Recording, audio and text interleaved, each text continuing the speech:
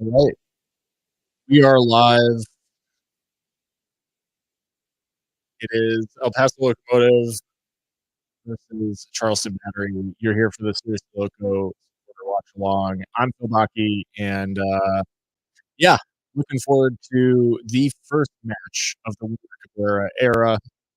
Say that 5 times fast. The Wilmer Cabrera era. Anyways, we've got the match. Spooling up now. There is a lot of anticipation around this one in Locos Nation, as you'd expect, because we're about to see Wilmer Cabrera line this side up for the first time. People are hyped. We've got Wilmer on screen. First match in blue. And we're in pre-match now. We've also got team news from Locomotive. Jamali Waite in goal.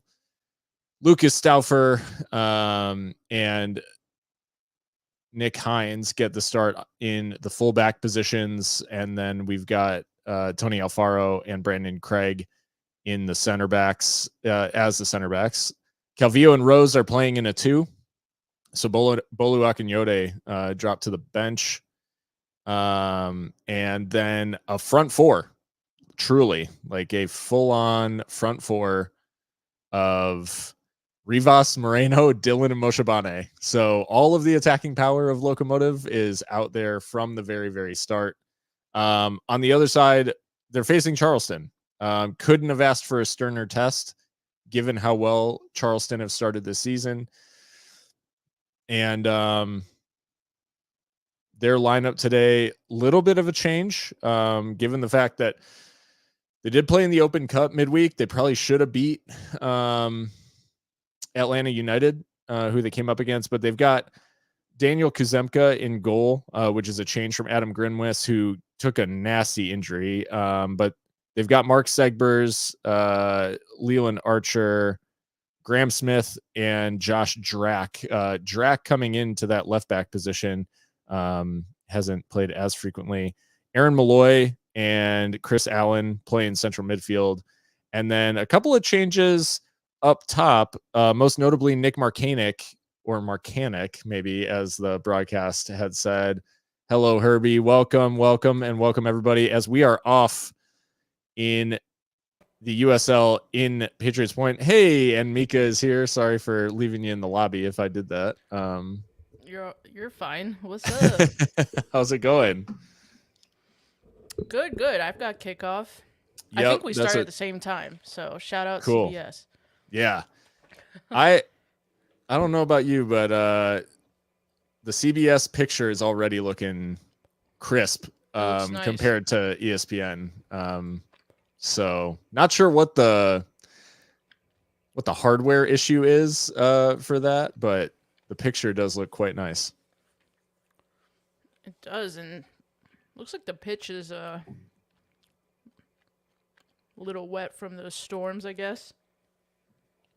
Yeah, I think would be expected, I guess. But welcome, Mika. How's Friday night shaping up? I know this is like, even with the delay, this is an early kickoff. Yeah, no, it's kind of bizarre, to be honest, but the Wilmer Cabrera era is underway. Say that 3 times fast. I said the exact same thing at the beginning of the at the beginning of the broadcast. I was like, I felt like a DJ. The Wilmer Cabrera era. Early free kick for Locomotive in a dangerous area, a minute and a half in. There's the man of the hour, Wilmer Cabrera, on the sideline. Patrolling the touchline, I think it's safe to say. Mm-hmm. Notably in a Hummel jacket from the first whistle. No Adidas no Adidas jacket on the touchline. That was quite a long shot of Cabrera. I don't know. That felt like a tad. Yeah, a little prolonged. Yeah. It's a good area, though, for this free kick. Yeah, very nice angle. Delivery. Moshabane ended up going for goal and just hooks it over. I thought that kind of lent itself to Stauffer hooking in across. I thought we'd go far post on that one. Yeah. But early sighter Early cider. Thoughts on Yuma and Borelli on the bench? I mean, I think it's an easy kind of quick move to try to get some people on your side in the locker room. If that makes sense for a new coach. Right. Yeah. I think the bigger question about this selection is that there's really no way to change the attack with what we've got on the bench. It's pretty much all defenders. So, but like we've talked about on the podcast, Yuma and Borelli have kind of been more club ambassadors these days than actual players on the pitch, and maybe part of that kind of Phoenix fallout from last season. So I'm sure they're happy to be in the match day squad. Charleston on the attack, and Drax cross palmed away by Jamali Waite and eventually dealt with. Charleston showing how quickly they can get one of the end of the pitch to the other, and just very dangerous. Nice weight on the pass too. Yeah. Drac playing another ball through towards Ikaza. So it is on CBS Sports Golazo. So for anyone looking for the game or wondering where it is right now, you can get CBS Sports Golazo in a number of different ways. It's available on cbssports.com, the CBS Sports app if you're watching on some kind of mobile device. It is on Paramount Plus or Pluto TV, all of which have like either smart TV or like PlayStation or whatever apps.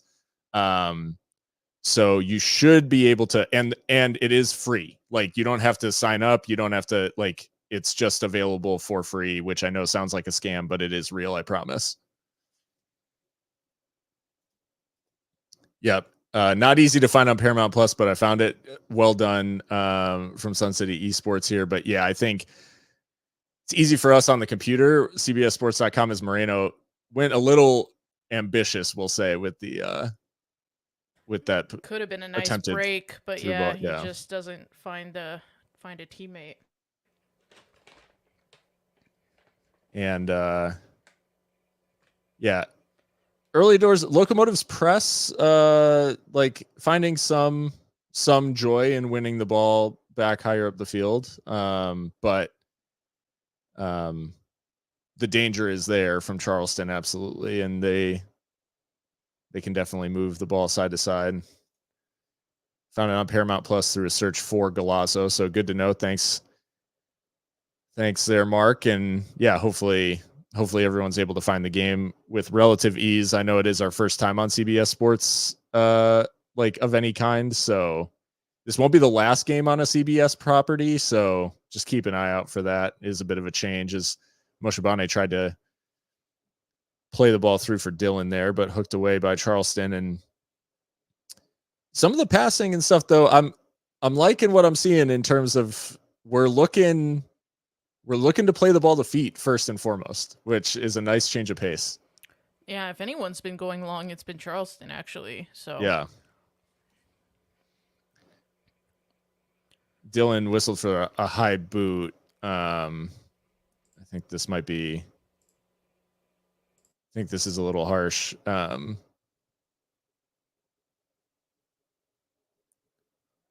Referee's got a little bit of main character energy here early on in making Dylan do the conversation, if you will, over a high boot. Feels a little performative. As we see the injury report in the top left there, Basuljevic and Zacharias miss out. Curiously, Petar Petrovic just not even reported, so I'm just beginning to think this injury is bullshit. Yeah. I mean, we'll just call it what it is. Like, there's no... Elijah Martin, too, is not a... Yeah, Elijah Martin. Ben Pierman in the book, 7 minutes in. Not even sure...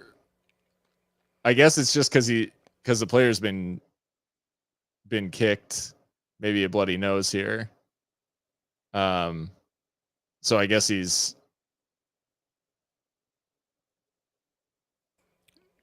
reckless, I think, is what he said. It's reckless. So he's got to go in the book for that, I think, is if I'm no lip reader, but I think that's what it's kind of the weird message seeing was. him get that that agitated early doors. It's funny. He is. I think like it was more clear when he was at Detroit. He definitely does have a spiky side. He's got that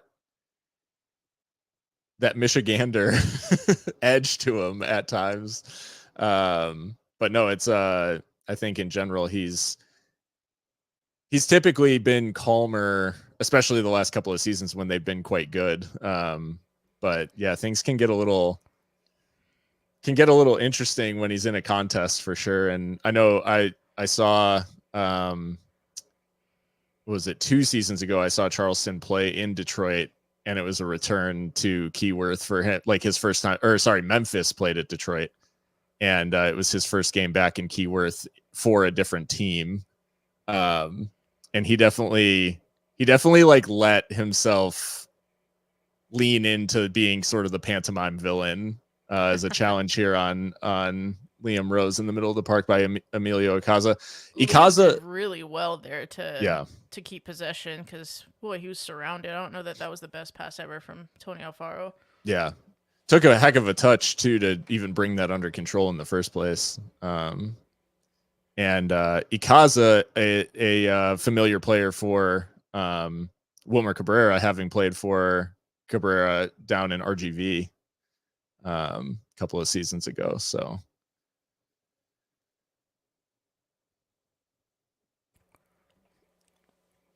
I don't love that the ticker at the bottom of CBS Sports is continuing to remind everyone that like this game is top of the East versus bottom of the West. I don't love that. I know it's true. It's also just distracting, to be honest. Yeah. Should we bring Cabrera Jr. to join Pops for the rest of the year? You know, we may have joked about this, I guess, but the reality is he did just finish up a season in the 4th tier in Germany, so I would not rule it out. It's just a wonder, like who actually makes that decision, because Wilmer is not the technical director. Right. Just be a matter of like when they negotiated his contract. Is he like, you can get me and you got to sign my boy? Right.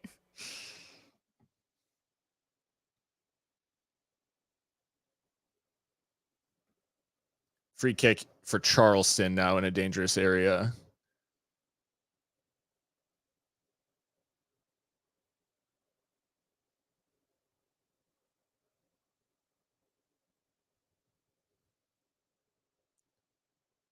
Cross to the far post. Waite does enough to deal with this and actually is going to keep it from going out and plays it down the line. I thought we might have a runner there the way that he played that, but that looked more intentional than he meant it to be, I think.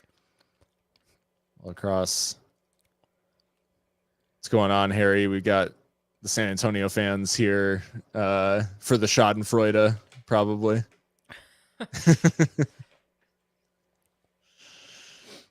Well, I mean, it's been 10 minutes and we're not losing. Yeah. So, you know, bars in hell, but it's okay. Good win there from Stauffer and some nice interchange in the middle of the park. Craig has to go back to Waite. Alfaro took a little bit of time there with the Icaza hunting, but able to get it away. And then in general, it just feels like there is a little bit more trust as then they do play a long ball, but Dylan offside.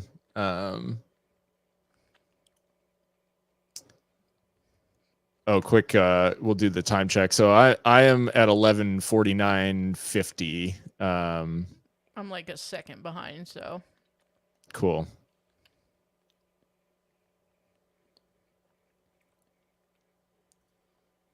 And as far as Wilmer Cabrera maybe not wanting the technical director job, I think it just remains to be seen what the dynamic was. Like, is it a structure change? Is it Wilmer's choice? Is it the club's choice? Like, I think a lot will play out over this season to reveal sort of what the long-term thinking is, or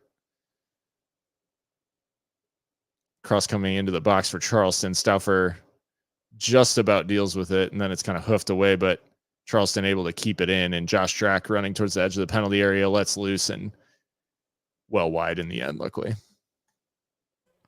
But yeah, I think the picture about whether or not he wanted to be technical director or whether the club wants a different player or a different stat, to separate those positions or whatever, like I think all of that I don't think we'll actually know any of those answers probably until much later in the season. I tend to think that the club felt it wasn't necessary to make that decision at this time. I mean, it's our first mid-season change in manager, so yeah, I tend to agree with that. But that's pure speculation on my part. Wait, going long. Calvillo and Rose trying to battle in midfield. Good win by Alfaro, but Allen comes away with it. Loy looking for a searching pass. Well done there from Nick Hines to step up into space, and Dylan comes away with it. Finds Moreno. Moshabane, Dylan. Some sort of interchange there that saw Dylan wind up out on the wing. Stauffer to the back post, and I think tangle of legs there with Joaquin Rivas. Not really sure. Looked like a slip more than anything.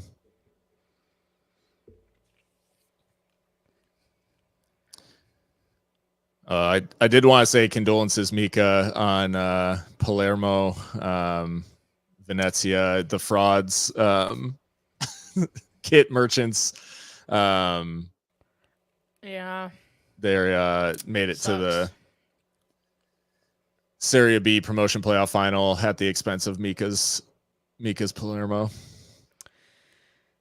Yes, it is what it is. But, Palermo's form at the end of the season was absolutely shocking. I mean, I think they won on the last day, but prior to that, they hadn't won in like 6 or something ridiculous. I don't know. But jeez. Next year. Free kick given there against Eric Calvillo, and I think he's pretty hard done by here.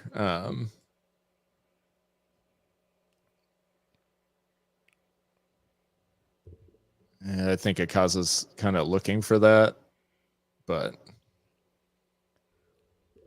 foul given Charleston's way.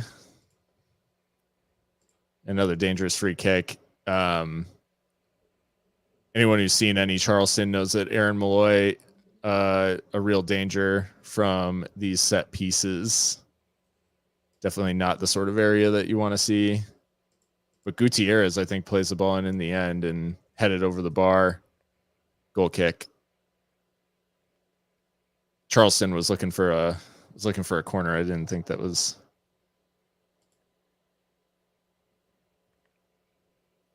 off a Locomotive head.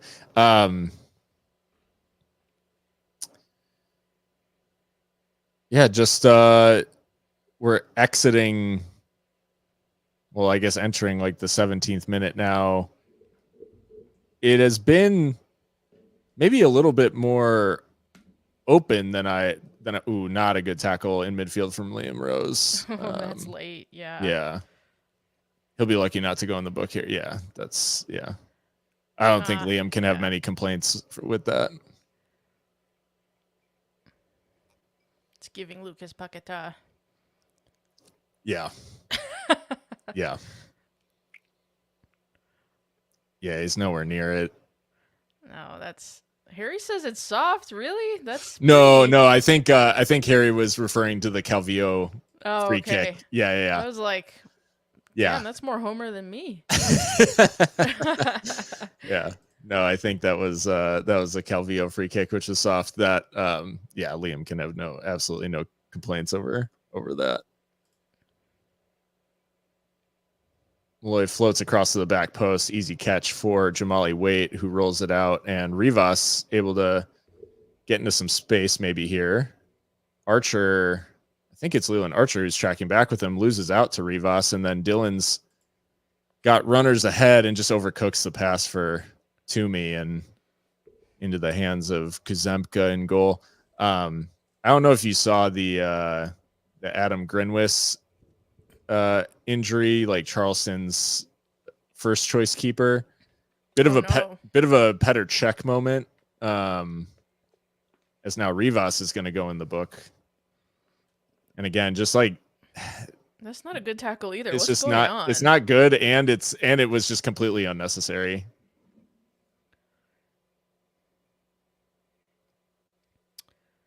Like he wins it, and then he just I mean, there's just that one. It's not as bad.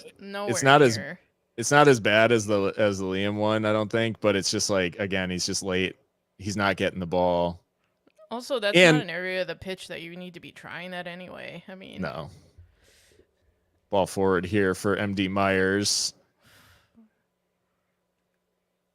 Couldn't find the cutback, and then really, really poor from Myers, actually, and looking for that. That was shocking. Like, it's actually good play by Alfaro. Yeah, it was really well done.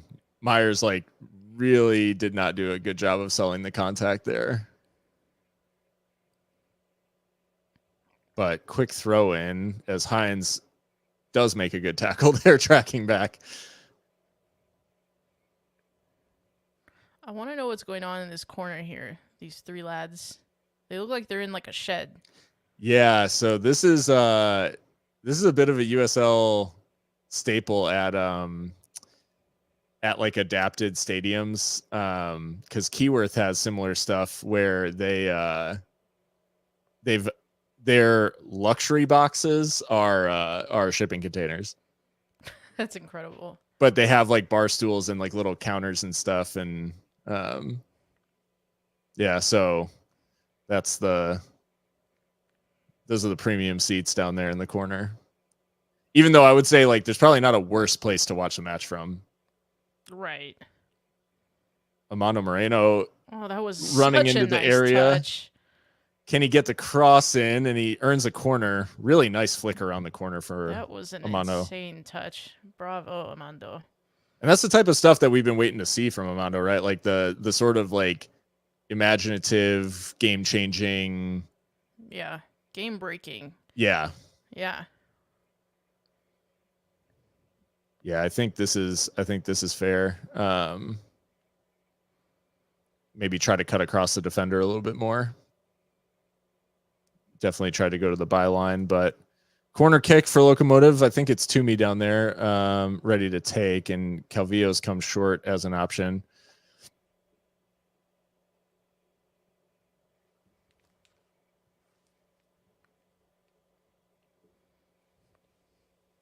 Goes towards the penalty spot. It's flicked on. Moreno trying to keep it alive, and the shot eventually goes off of, I think it's Archer in there. And another corner kick at the other end. Stauffer's ready to take this one. Very deep corner. Oh, and it was actually Stauffer. I thought it was Moreno for some reason, but it was actually Stauffer. Dylan and I can't see who was in there. They had a handful of each other's shirts. It was definitely like they're both grappling. So, but Stauffer over the Seigbers. That's right. Stauffer going towards the edge of the 6-yard box, headed away by Charleston initially, and then it is punted clear and be a Locomotive throw, but bit of a reset here for Locomotive as they look to get back into shape, but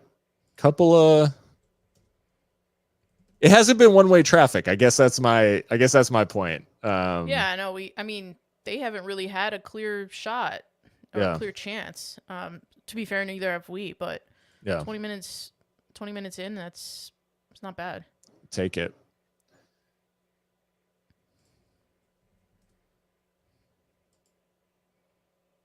Calvillo and Ikaza in midfield. Ikaza able to find Malloy. Goes out wide here. Charleston look to switch the play, and it goes out to Drac. Drac plays across to the far post, but no one really running into that area, and Hines Hines able to deal with it. It's quite a bit of confidence from Nick Hines, who we have not seen a ton of this season. Well, and I think we both thought that he was a surprise inclusion for Wilmer Cabrera's first ever Locomotive 11. Kind of a player that's been asked to come on more often than not for Brian Clarhaut. So, yeah, big opportunity for him. And I think the last time Nick Hines had an opportunity like this, it did not go well. So, hopefully. Yeah, he was hooked after, what was that, 20 or 30 minutes? Yeah, so hopefully this is not the case tonight. But yeah. Ball played in behind by Charleston. It goes across, all the way across the area, and Charleston not able to get on the end of it, but Stauffer holding out there and able to force the throw for Charleston. I think that's a couple of times, like Charleston's gotten into dangerous areas, but hasn't necessarily turned it into anything productive. Like a couple of those crosses, Waite has dealt with. A couple of them just don't have a runner. And then a bit of a nothing ball to nowhere. And now Archer's having to really deal with this. I was worried for a second there that Toomey was going to lunge into that the way tonight's been going. Alfaro and MD Myers, though, challenging for the Charleston long ball over the top. I think it's Gutierrez who comes onto this one, and Charleston slowing things down.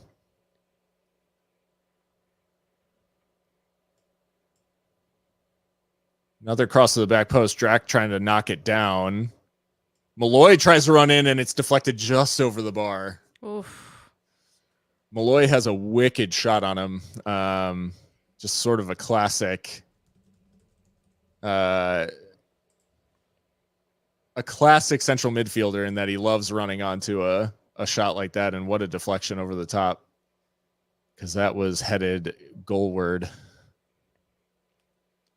Corner kick for Charleston. Big let off. That's their first big chance there. So yeah, absolutely.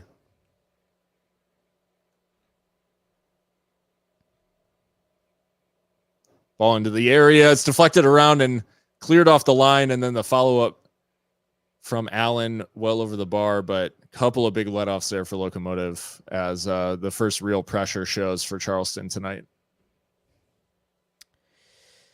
Yikes. Let's see, this free kick's pretty much right in the middle of the 6-yard box, or the corner kick, excuse me. Couple of like half-hearted appeals for handball on Justin Dillon there. I don't think there's anything in that. And Rivas clearing off the line. Guess that's why you put the guy on the near post.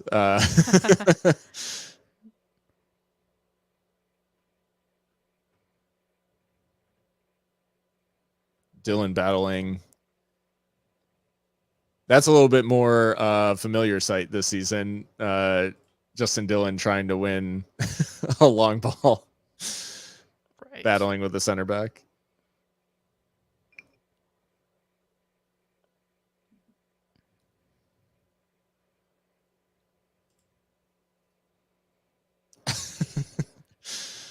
Interesting shout about Aaron Malloy in the chat.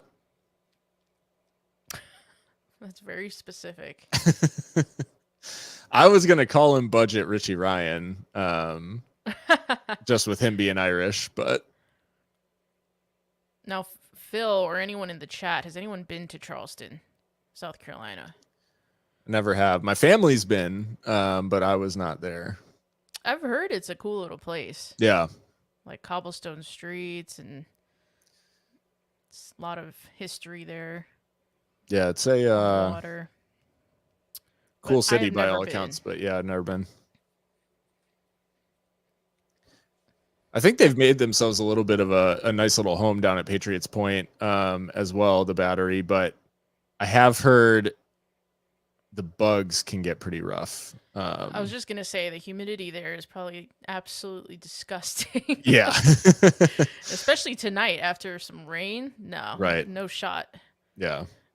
No, I definitely want to, if I was going to catch a Charleston match, I would definitely want it to either be one of the, early early games of the season or playoffs, like Right. October timeframe.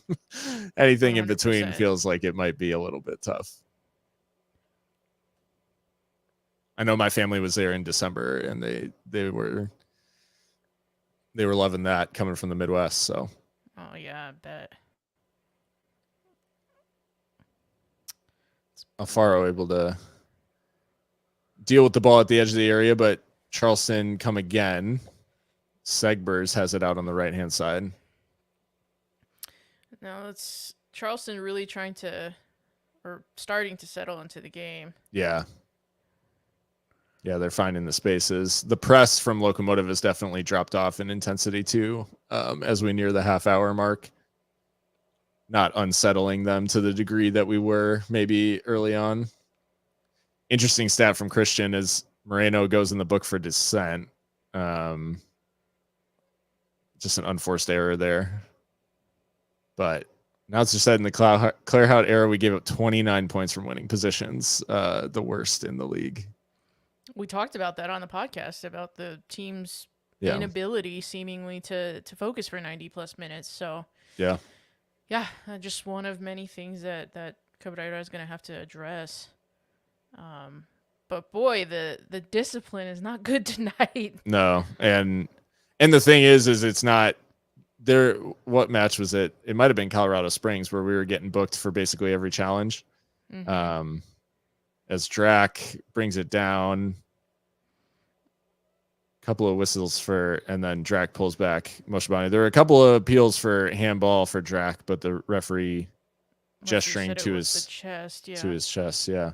But yeah, it's not a case of Locomotive getting booked for every challenge or anything like that. I think, like, I can honestly say, I think the referee's actually been spot on in terms of the bookings. And obviously we don't know what Moreno did to earn the yellow card for dissent, but the referee was not quick on that yellow. Quite a bit of time elapsed after the foul.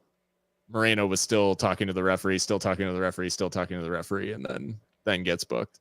Right. So yeah, all in all, I mean, there definitely is not a. I wish I could sit here and say any of the bookings were soft, but unfortunately, I think the referee's been spot on so far. But Locomotive trying to get back on the ball a little bit. Moreno kind of tried to play a blind pass out to Stauffer, but good pressing from Moshabane to win the ball back, and he's got some space ahead of him. Touches the ball around and tries to get to the end line, but foul goes against him. Seems like he left the arm there around the opposite number. Yeah. That was Gutierrez tracking back. I will say, if we do ever progress the ball in midfield, it feels like it's from like a bounce or something. Like we're getting it's very difficult. They're making it very difficult to get through midfield. Yeah. Now Gutierrez for Charleston, but a soft pass into midfield and well spotted there by Eric. See, now these phases of players kind of where you would hope that we'd find the out ball quicker. Yeah. Because they just pounce. Yeah.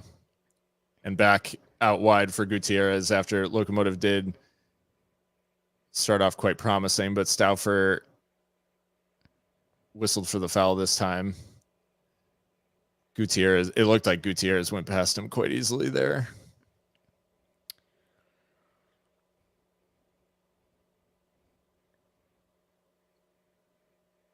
Yeah, I don't think I will say I don't think there's a ton in that. Not as clear as the other one, certainly, but yeah. Free kick for Charleston. But he wasn't cautioned, right? No. Yeah, no. Just the foul. Yeah.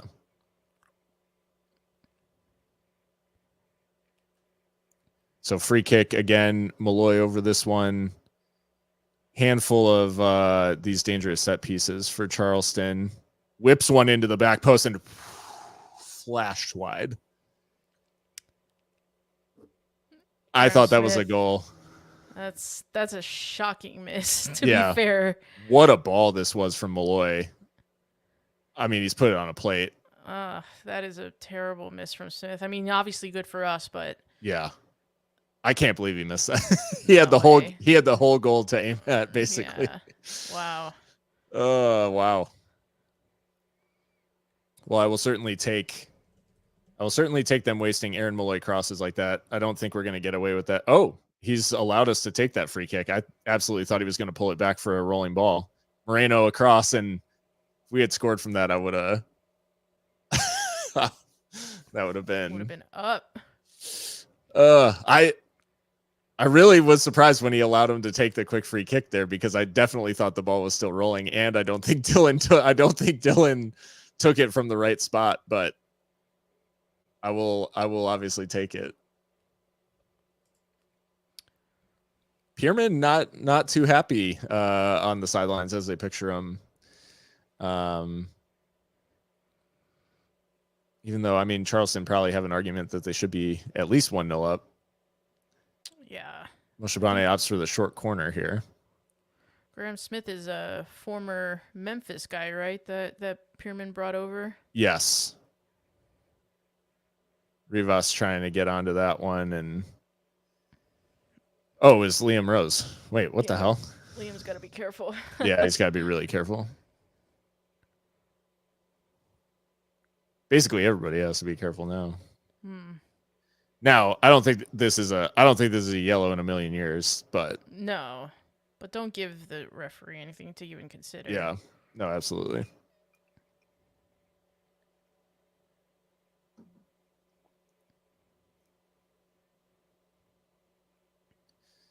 Liam is being a bit clumsy, maybe.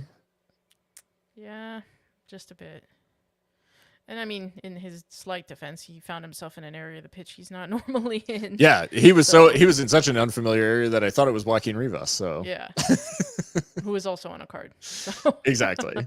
It's like either way, they need to be careful. Yeah,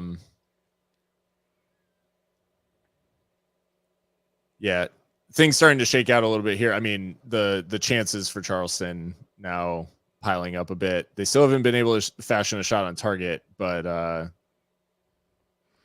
mean, that header was like 0.8 xG or something stupid. I mean, yeah, what a miss. What a let off for Locomotive.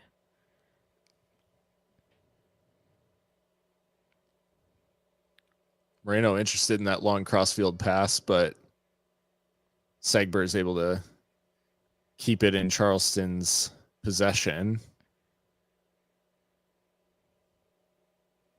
Ikaza trying a long switch as well out to Segbers, finds him.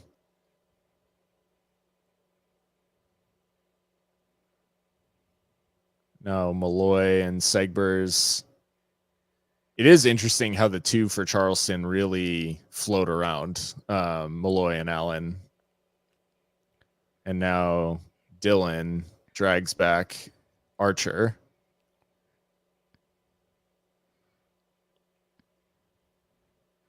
Yeah, it's just a little bit too easy for Charleston to progress the ball. Yeah.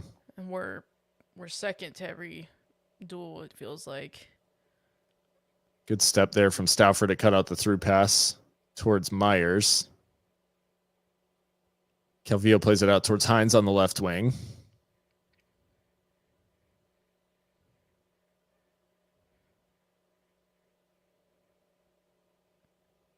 And this Charleston press is just too good. Yeah, we're really struggling to find the way through. The absolute athleticism. Like, it's been half an hour already and they're still doing this. Yeah. And they played an Open Cup game on Tuesday. So against MLS opposition, and actually played Atlanta United off the park and really were unlucky not to win. It was in penalties, right? Yeah. Yeah, so they went the Dylan distance too. Shouts for handball. Stauffer's shot comes in. Yeah, they went 120, so for them to still be pressing. But Locomotive starting to put a little something together. Stauffer towards the back post. Moreno never going to be favorite for a ball like that, and Charleston take it away through. I think it's Gutierrez out there, but goes long over the top for Myers, held off by Brandon Craig, who was expecting Jamali Waite to come for that, and just getting their wires crossed. And this time it's Torres going for the top corner and just over.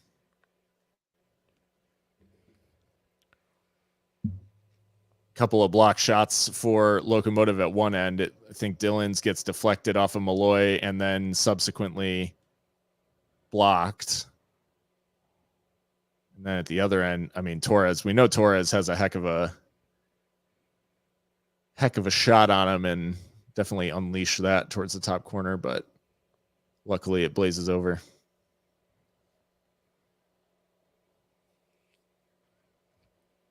Graham Smith, I think, the one who decisively got in front of that Justin Dillon shot after the initial deflection off Malloy. Mm-hmm.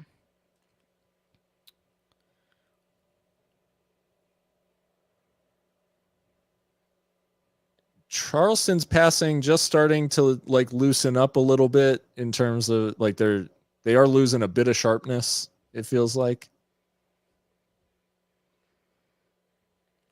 What an advert for Hummels tonight, by the way. Hummel.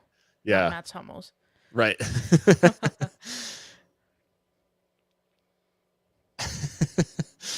we got skincare routine requests in the chat from Torres.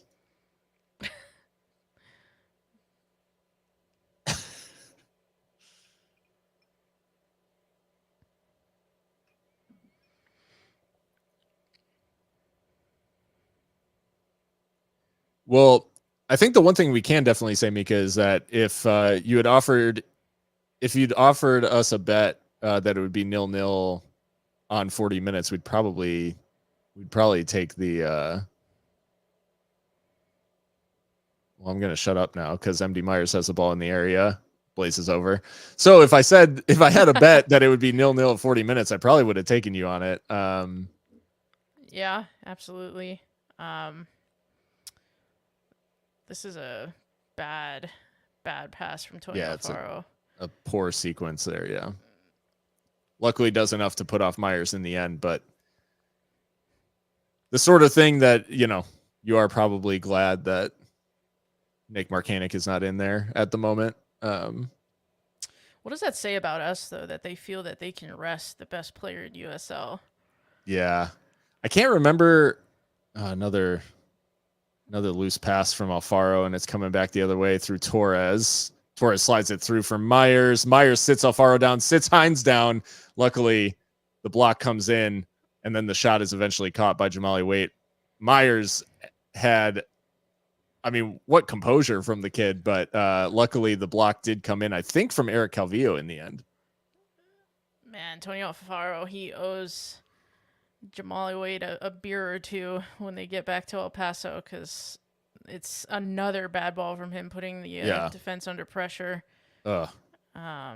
I actually, obviously I'm glad they haven't scored, and I sort of feel for MD Myers there, because to sit two defenders down like that. Did everything right, but score, yeah. Just the patience on that kid. He was absolutely, and Eric Calvillo sticking with the play, and he sort of loses his footing right before he makes the decisive block, so really important that he stayed engaged in that. And now he's found Moreno, but Moreno just slices a shot. He really tried to catch it on the volley. And he took it so early that Kazemka in goal was sprawling. I don't think he expected him to take it, but he definitely was not, did not catch it cleanly, obviously.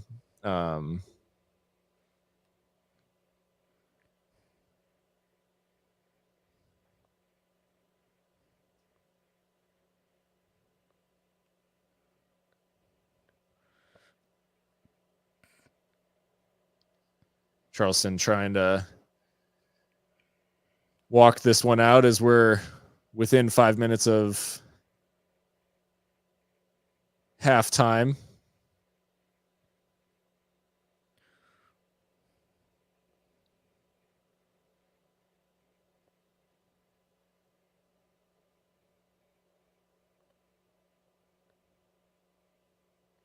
The press from Locomotive is back on, it seems, and I feel like it was almost like we did like a 20-minute break, if that makes sense. Like we were pressing high for the first 20 minutes and then stopped, and then now we're pressing for the last 10 minutes. Right. That's brain dead. Or maybe last 5 minutes. Yeah, it wasn't great. Eventually one back. Rivas trying to squeeze a pass through from Moshibane, who is definitely fouled there, but didn't go down. Doing. Wow. I mean, he's definitely been fouled. Like that, Yeah. It was quite clear, but he tried to stay on his feet, which was a mistake, I think.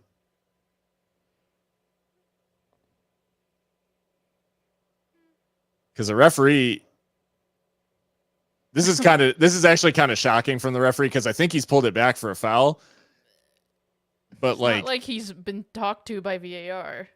But he didn't. This is bizarre. He didn't give it. It is 100% a foul, but he shouldn't pull it back. Like, I mean, just being real, like he's basically given it because Moshibane's ended up hurt, or like eventually goes down. I think Toomey honestly is too honest. Like, he should have just gone down after he's trod on there. Right. Big switch, but Hines slipped.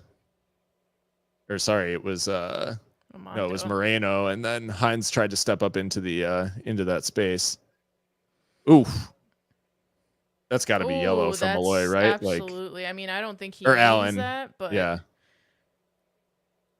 Different day, it could be red. I think he just keeps sliding on a wet pitch. I think the pitch is wet and he keeps going, and that's really unfortunate. I don't think he means that, but that is a card. Absolutely. The referee is gesturing for the medical. Oof. Actually, no. On second viewing, that's a red card. Well, actually, he goes 2-footed. He goes 2-footed, studs up. Doing? That's actually shocking. I thought he slid. Like, I thought it was a genuine slip or a slide, but that's a red card. Like, I mean, you could say that his standing foot, it looks like he's slipping, but then to like keep the other foot up is kind of inexcusable. Yeah. Yeah, I can see why he's given yellow in real time, I guess. Because we both kind of thought the same thing, and obviously now watching it with the benefit of watching it back, like, Allen is definitely lucky to be on the pitch, and I think he knows it. Yeah, he definitely went into full like apology mode, which is always a sure sign. Like, if I was a referee and like a player gets up and starts apologizing, like, I'm just giving the red. You're like, oh, okay, so this is a guilty plea. You're entering a guilty plea. Yeah, that's bad from Christopher Allen, the Sunderland alumnus. More Richie Ryan connections. Yeah, indeed. We got an Irishman. We got the Richie Ryan Charleston midfield of an Irishman and a Sunderland product.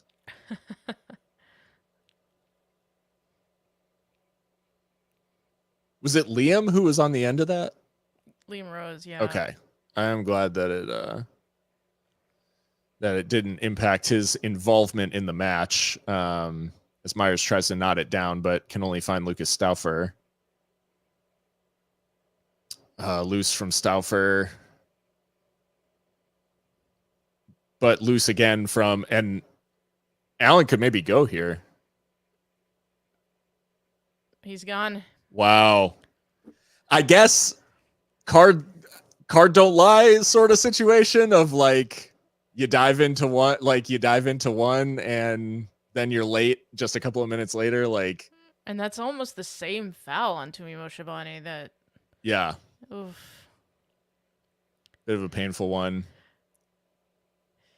Okay, the plot thickens in Charleston. Hold on, I get to do something that I don't think I've been able to do before. Now,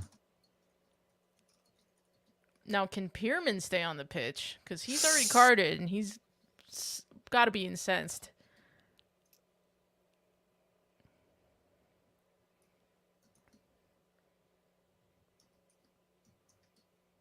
I'm gonna do something. wait, hold on.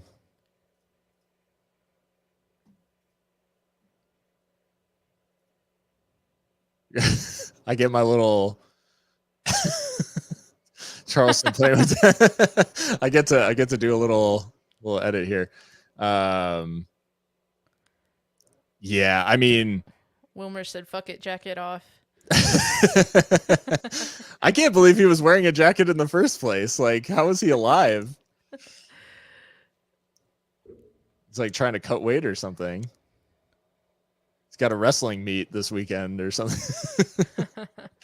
Free kick for Locomotive, and Stauffer whips it in. Hines was closest to it, but Dylan will go and collect the clearance. I don't think we're going to play a whole lot longer. Does whip it in, caught by Kuzemka, and I think that'll probably about do it. Although there was a bit of stoppage for the Liam Rose injury, and then obviously the red card. So we might play on a little bit here, but nope, that's it. Referee has seen fit to whistle for halftime, and well, 0-0, but certainly a very interesting end to the half there, as Christopher Allen sent off for a quick fire double of yellow cards, and yeah, bit of a good shout here from Christian that the timing of the red gives Charleston a half to figure it out, but all in all, I mean, clean sheet to halftime. Locomotive haven't conceded, although they have given up a couple of really good chances to Charleston. Locomotive have had a couple of chances of their own, haven't really been able to convert it into anything in terms of shots on target, which is, I think, unfortunately, the same old story when it comes to Locomotive offensively. But what did you see in this one, Mika, that's been different in these early minutes of Wilmer Cabrera's reign? I mean, I think it's pretty stark, actually, how little we're trying to just launch the ball, even under significant pressure from Charleston Battery, where actually there's an argument it might be the better decision to go long. But been a lot of playing out from the back. A lot has been asked of Jamali Waite with the ball at his feet.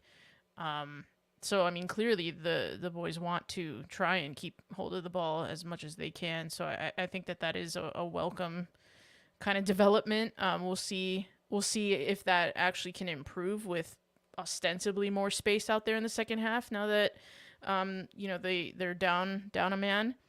And, I mean, as for the red card, I don't think he can really have many complaints, can he? I mean, you're already under the microscope for the first one, and then you go and do that to Tumi Mashbani. It's just silly.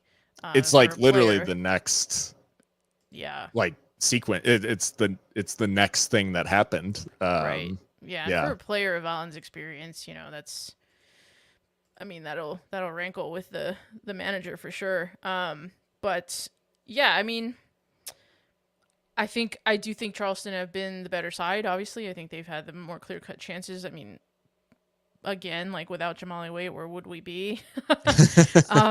I mean, you can't go lower than bottom, I guess, but there'd just be a lot more embarrassing score lines without him. And so at the back, though, they really got to clean it up as far as playing the ball out. Tony Alfaro way too slack with some of his passing. Even Lucas Stauffer had a couple of moments where he was, not responsible with the ball. So that just needs to be cleaned up. Nick Hines as well. Like we said, big opportunity for him after, his last outing was not good. So there's a lot of players out here that have something to prove, right?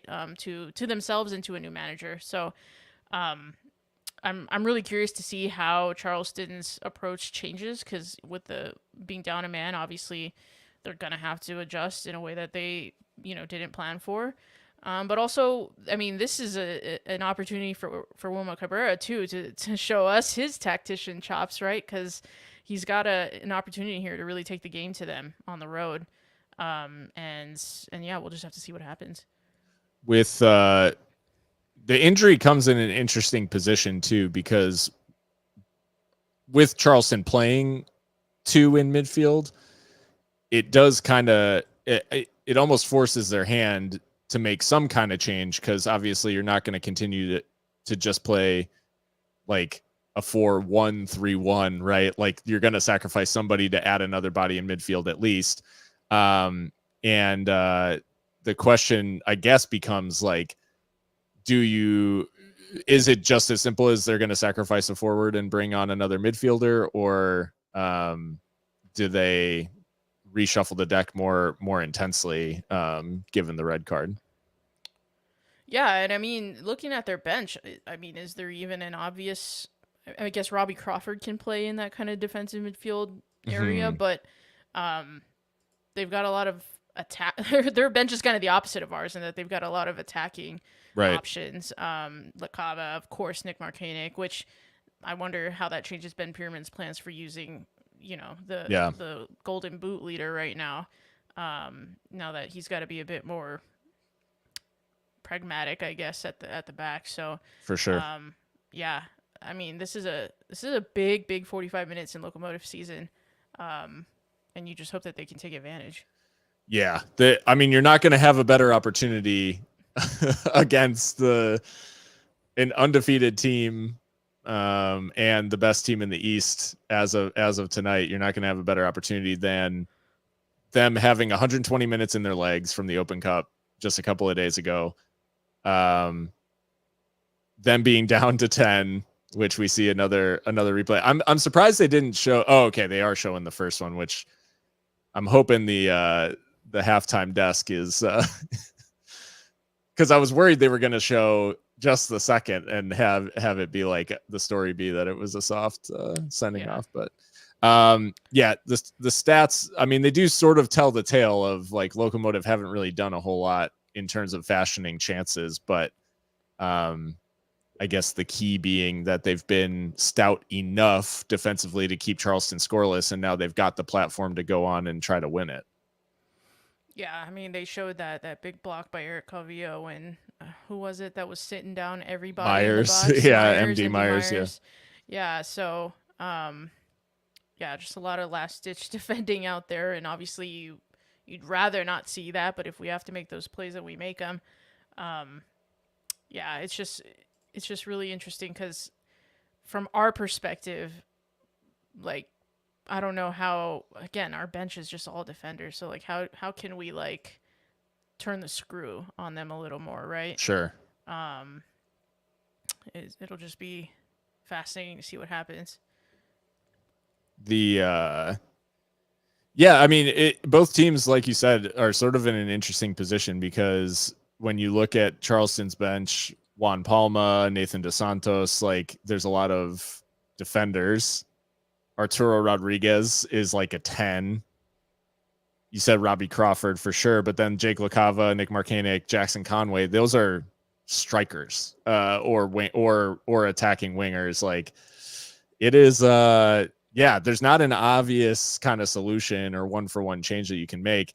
And if you sacrifice one of the attackers, it sort of leaves less room for them to bring in Markanek and those sorts of like, because if you do change the system to where you keep your back four, move to a midfield 2, and then only play with three in attack versus the 4 they've had,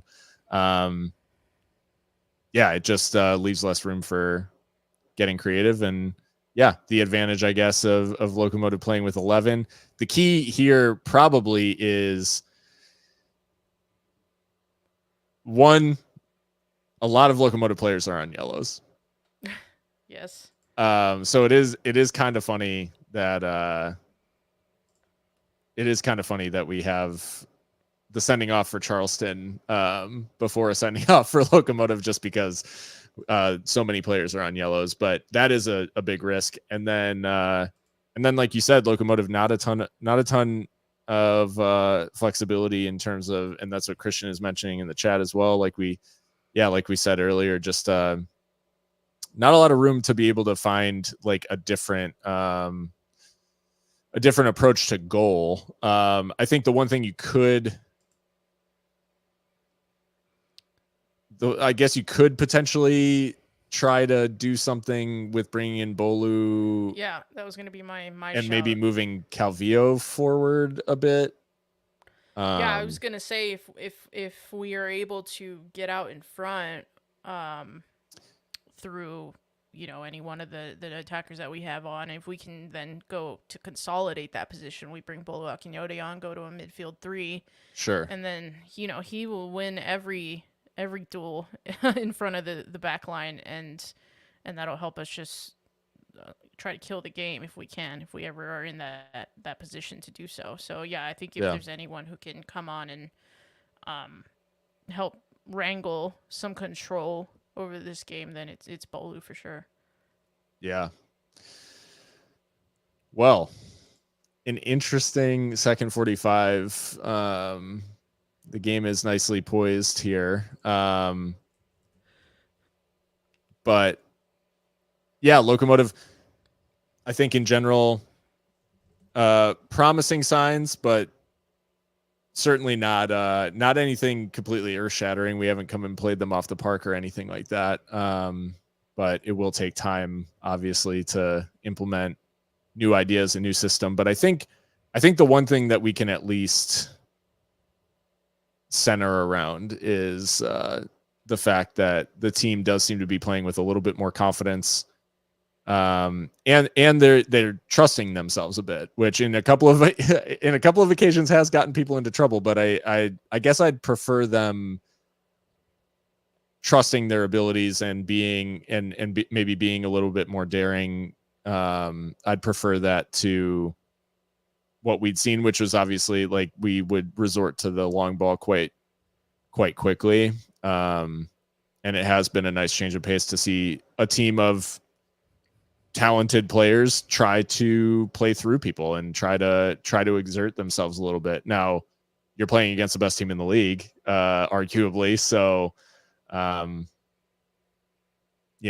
there's some growing pains there, but all in all, I think like Locomotive fans can at least like be happy that the club is, or that the players are maybe playing a little bit freer and a little bit less nervy, I guess, if that makes sense. Yeah, to me, they don't look like they feel inferior to their opposition. They look like they can go toe to toe with them. Does that mean they're going to win tonight? No. I'm just saying that they're on the pitch with colleagues, right? Whereas we've seen in the recent past, this team look like they just have like this inferiority complex almost. And so while we haven't controlled the ball necessarily, while we haven't had a ton of chances, we're battling.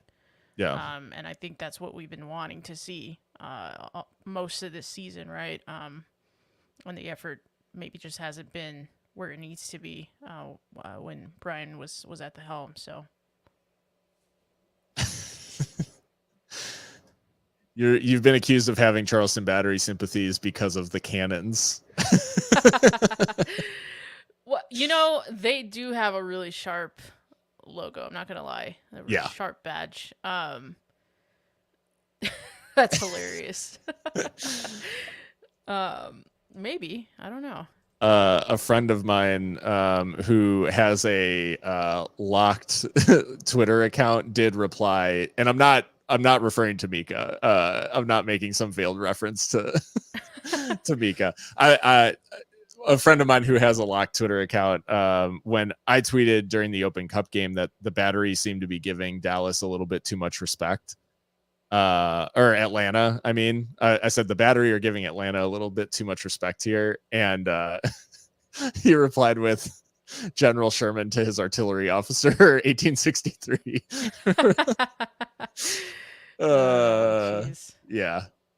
Nothing like a good old March to the Sea joke.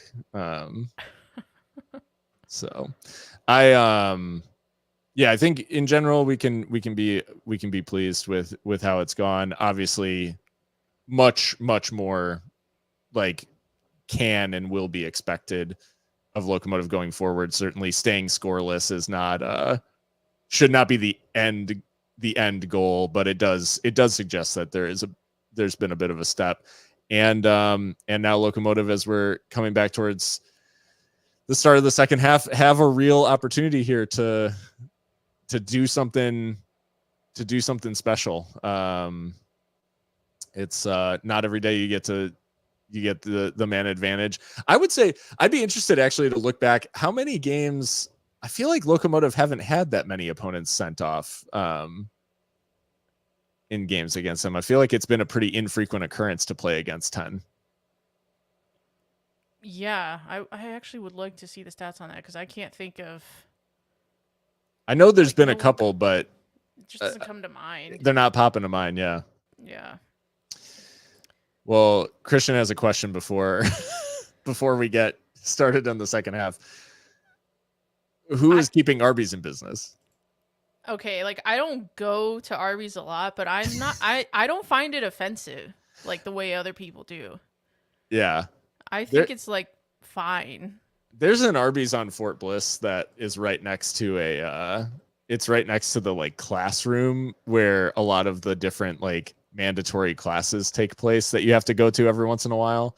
Uh-huh. So I would never like regularly eat at Arby's, but once or twice a year maybe it'd be a trip. Like, but yeah, it's and actually the jalapeno poppers at Arby's slap.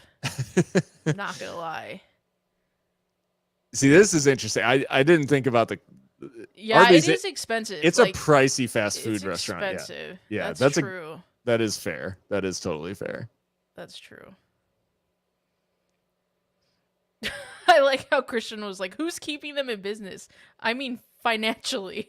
Like, that's not where I thought he was going with that. Yeah, I thought it was like who the answer fuck was it's me. I'm keeping them in business. Yeah, Arby's is I do enjoy it. Felt we are actually underway. That was a bit of a strange that was weird. They just like went right back into it. Yeah, that was what is it in media res?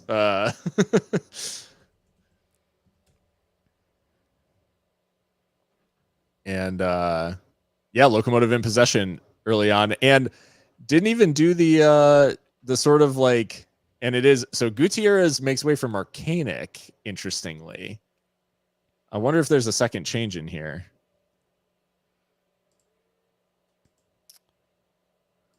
Interesting.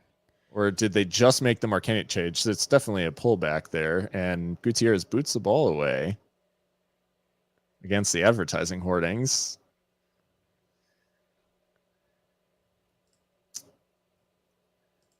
Yeah, I knew this year we hadn't had anyone sent off as Hines a little bit loose with the touch, but able to get it back.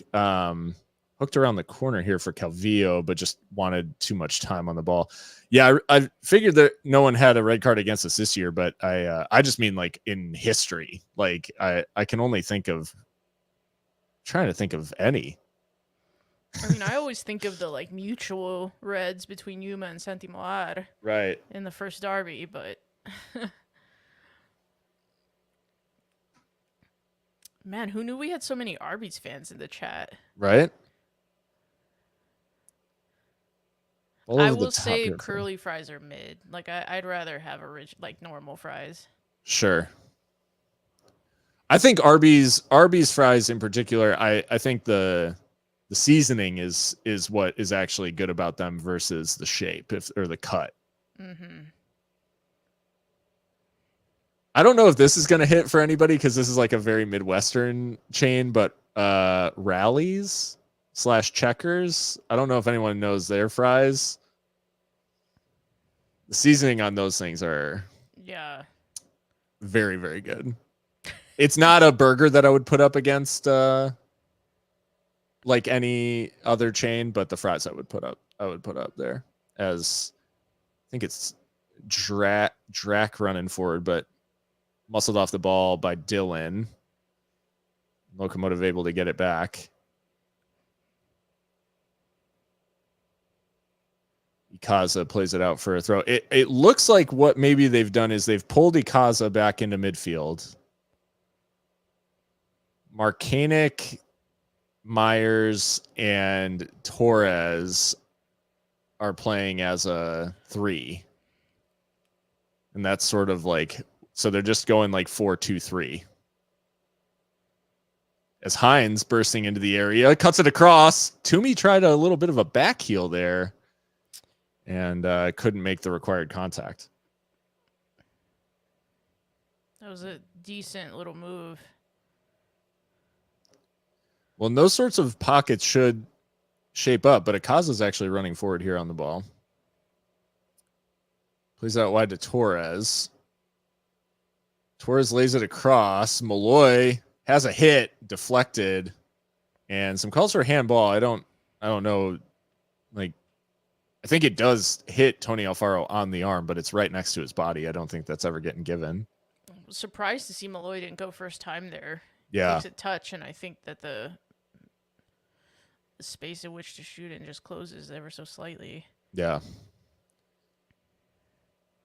I mean, Charleston have certainly laid off the press.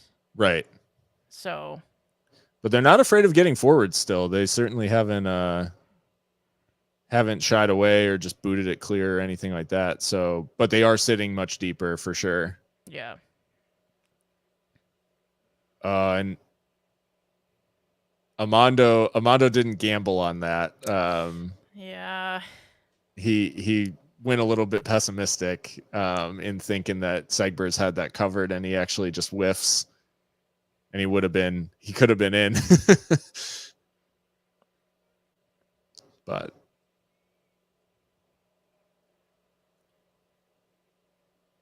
as Max Verstappen said after the Miami Grand Prix, if my mom had balls, she'd be my dad. So ball to the back post, and Markanic has missed a sitter. Oh my goodness. Another let off for Locomotive, because that's... How on earth is he in that much space when they are down a man? It's actually a bad touch from Markanic there. Yeah, he just sort of misses. That's nowhere near his level. We're very lucky there. Big let off. And I would say probably the third like big let off in terms of misses from Charleston. And look at these types of passes are the passes we were not getting in the first half in midfield here. Yeah. So we are definitely profiting from the red card, but whether we can be incisive getting into the final third, now that's the question. Yeah, the space that Dylan just had the ball is essentially the space that was being covered. Right. Like that right outside of the D, like 20 to 25 yards from goal. That was sort of the area that Allen was covering, it felt like. But I would say in general, like Locomotive are just like the advantage certainly doesn't look as sharp, because I think like quality wise we are just like building. By the way, sorry, go ahead. No, I was just thinking the confidence like to really grab this game by the scruff of the neck is still not something that the team's really like accustomed to. Fair. This ball through, and Segbers is making a run in behind. Segbers playing the cross and deflected behind. Hines taking a little bit too much time, but eventually able to find Moreno with the clearance. Then Malloy wins the ball off him. I did think he got the ball mostly, and now Malloy's gone for the side netting there and just wide. Whew. Spins just wide. Looked like it was going top corner. Ooh, actually, I don't know. Moreno might have more of an argument. Definitely a hardy challenge. Yeah, Waite was sprawling, and rightfully so. That was a hell of a strike from Aaron Malloy, and you can just see the technique. He's just one of those players that just is like, he's just like a champagne footballer, just unbelievable technique when he's striking the ball. Absolutely. We used to have players like that, right? Yeah. Once upon a time. Eric is one of those players. He just hasn't been unleashed in the way that we think he's probably capable of, but because Eric's technique on the ball is shooting technique is unreal. Yeah. By the way, this Wicked Weed Brewing, Mm-hmm. the sponsor and the Scorebug, Yeah. that is actually a bomb ass brewery. It's in Asheville, North Carolina. Yes. So good. Have you been, Phil? I have. Me too. Like 4 years ago, but it was it's been a while now. It was awesome. Yeah, it was gosh, when did I go to Asheville? Back in 2016? Oh my god.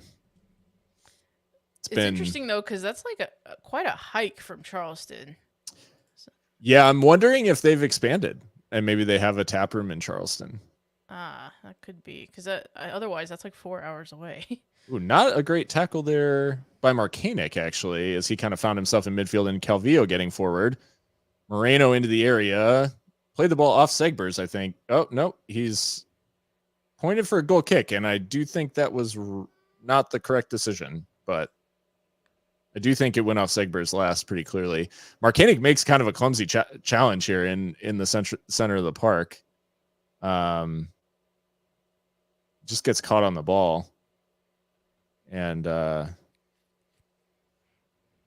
yeah, didn't think it was particularly good, but Locomotive obviously, like, the referee played advantage and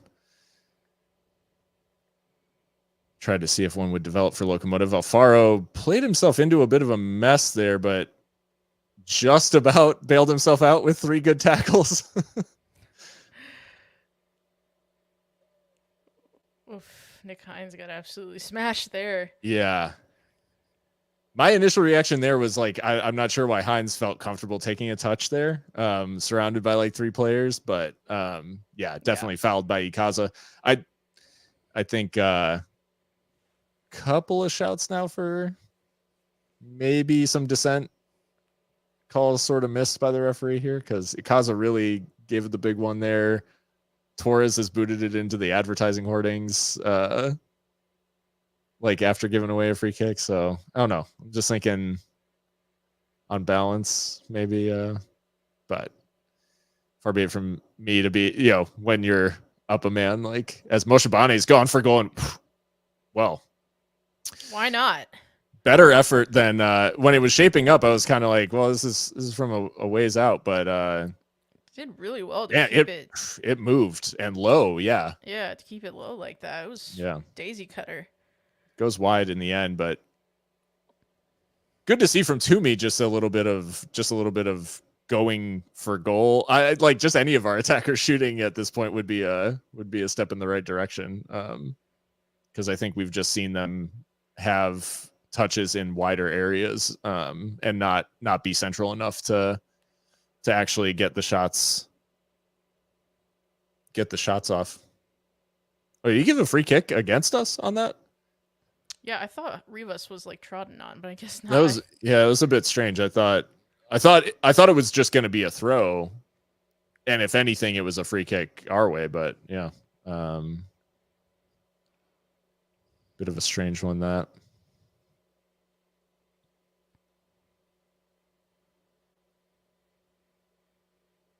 Charleston with it on the edge of the area. Wait, trying to come collect, and does just. Lo siento. No. Not me, anyways. I mean, sort of, but not to the degree that I'd be able to comment on Locomotive soccer.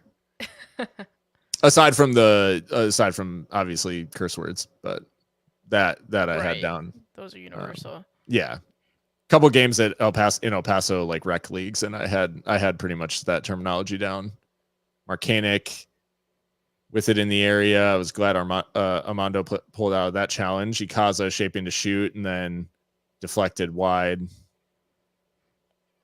They really like a shout. Everyone's wanting a handball. They really like a shout for handball.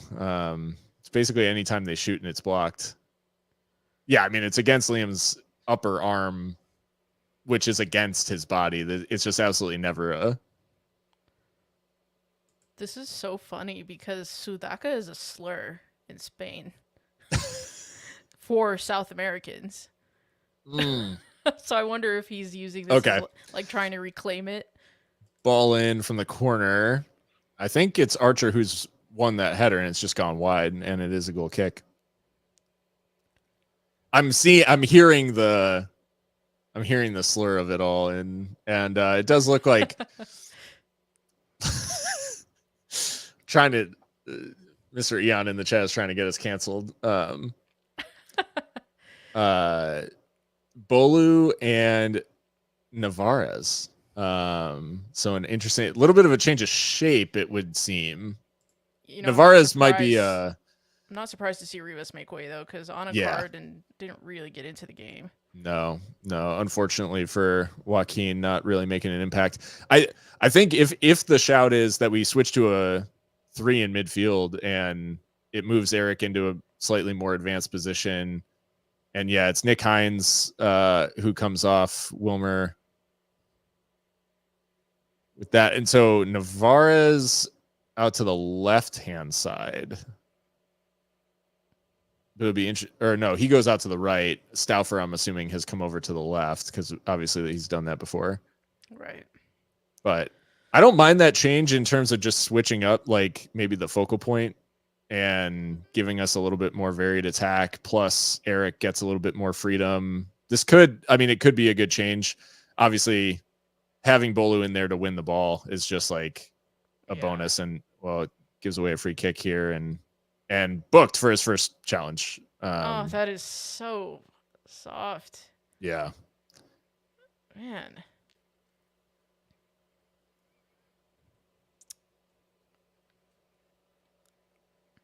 I mean, absolutely not. It's barely a foul. I don't know that it even is. That's harsh. I was being so complimentary of the referee too.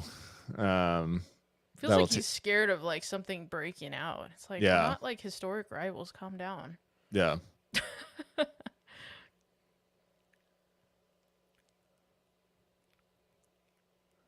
Malloy going to the back post, knocked down. Markanic shot towards goal, but Waite able to collect. So the only word, we just have rumors on coaching staff, but it does seem like, just based on the shots from the sidelines, it does seem like Roy Sari has like stayed on the staff. I don't think Wilmer has actually technically brought in an assistant from what we've heard. So not really sure. It seems like he's working with the existing staff and himself. So I'm not sure if there's like a named number 2 at the moment.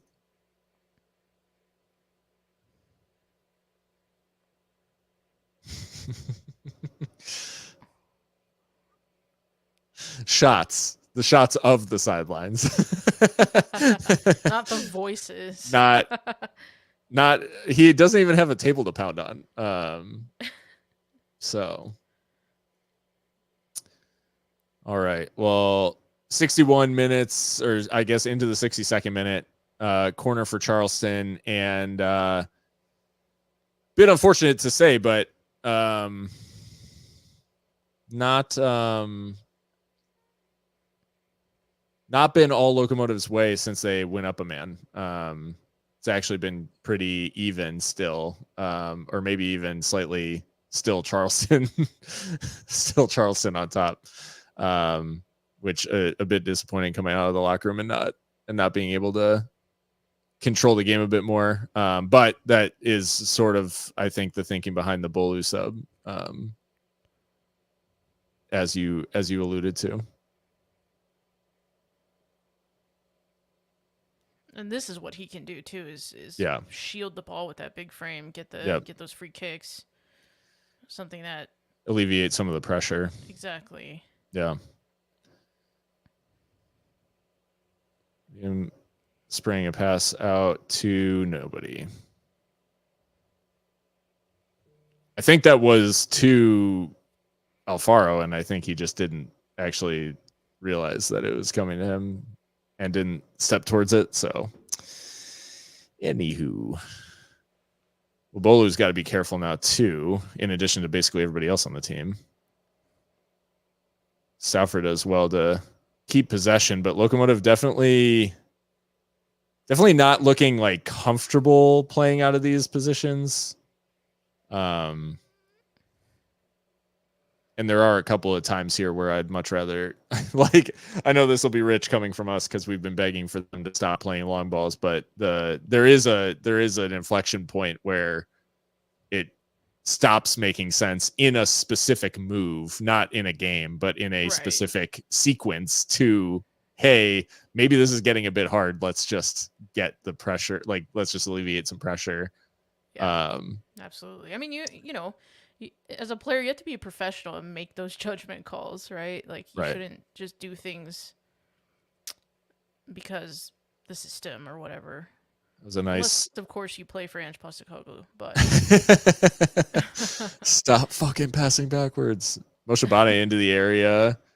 It's deflected back to Akinyode, and he tried to play it through for Navarez, who was offside, I think. So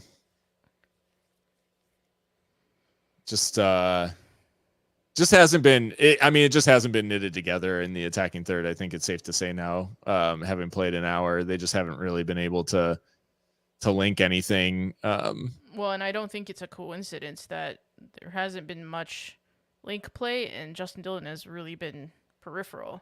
Yeah. Because he's so important for that, and he's really not been able to influence the game in the way that he would like. Yeah, completely fair.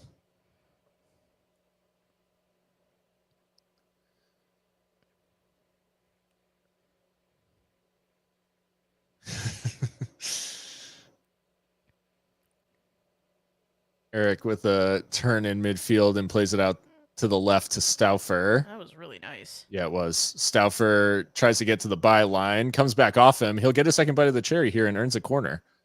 And well done from Lucas Stauffer to stick with it. And well, it looks like another change being readied by Charleston, a double change here. So Arturo Rodriguez and Nathan DeSantos coming on, and Rodriguez is going to come on for Torres, it looks like.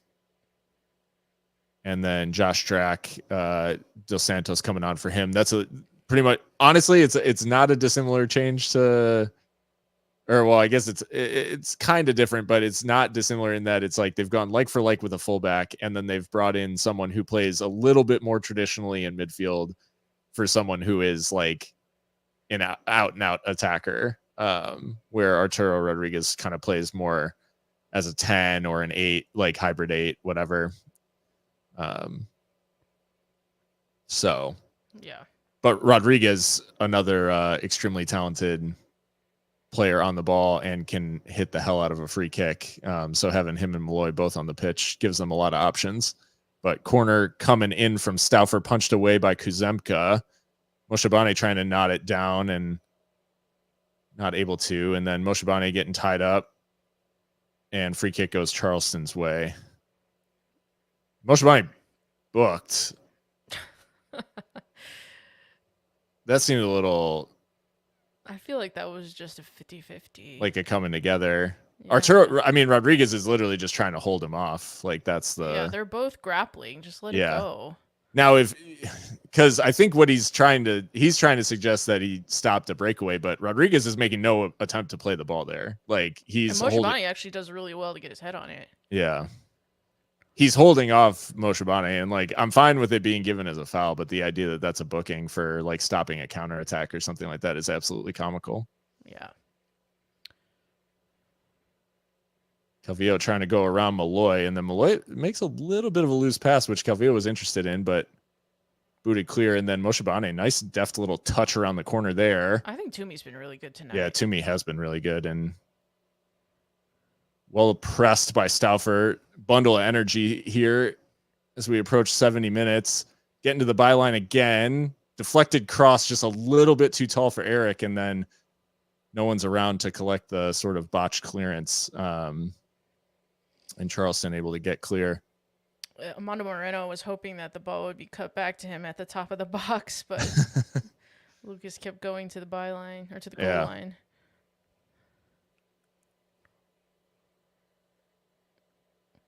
Segwers. And Akinyode, yeah, I mean, you could tell in the press there that Bolu, very active, fresh legs, and not willing to dive into anything and be on the end of a second yellow.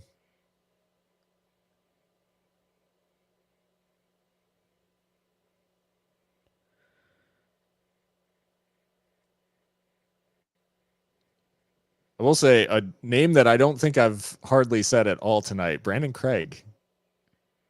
Like, not in a negative way. It's just like he just hasn't really had to do all that much, Tony I guess. is killing me with his passing tonight. Yeah, it's been pretty brutal.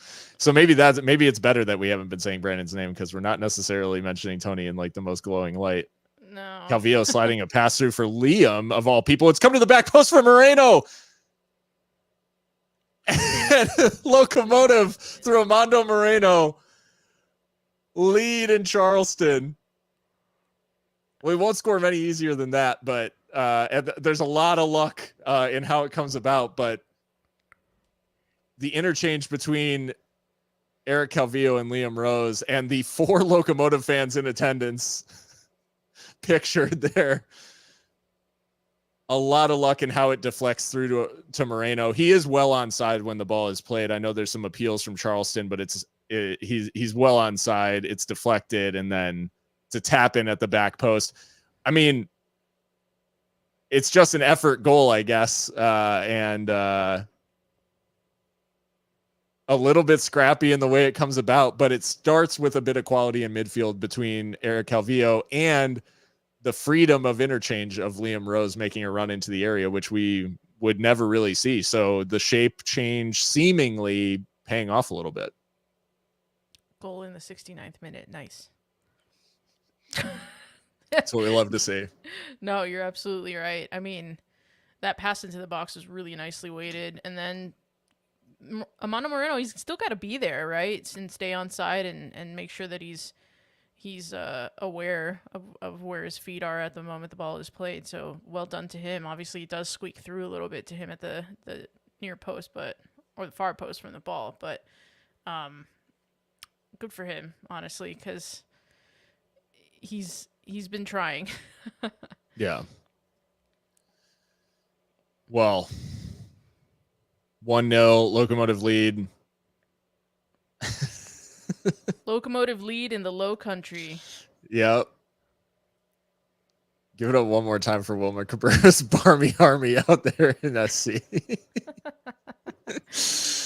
Wilmer's at the wheel. Wilmer's at the wheel. Oh man. I hope that ages well. Now it's about to be the longest 20 minutes of all of our lives. Yeah. I think the worst thing we could do is sit back. I mean, we don't need to go balls to the walls, but yeah, for sure. Don't recoil into yourselves, because then you're just asking for it. And no rushes of blood to the head either. Right. I guess would be maybe the more important of the issues, because I think we have 4 players on yellows out there right now. Because we've taken off 2 of the yellows. The announcers are killing me. They're like, and now here are all of Locomotive's horrific stats. Oh, awesome. Like, just how bad we are and how improbable this is. It's probably something like they've only led for this many minutes, like the whole season. Ay.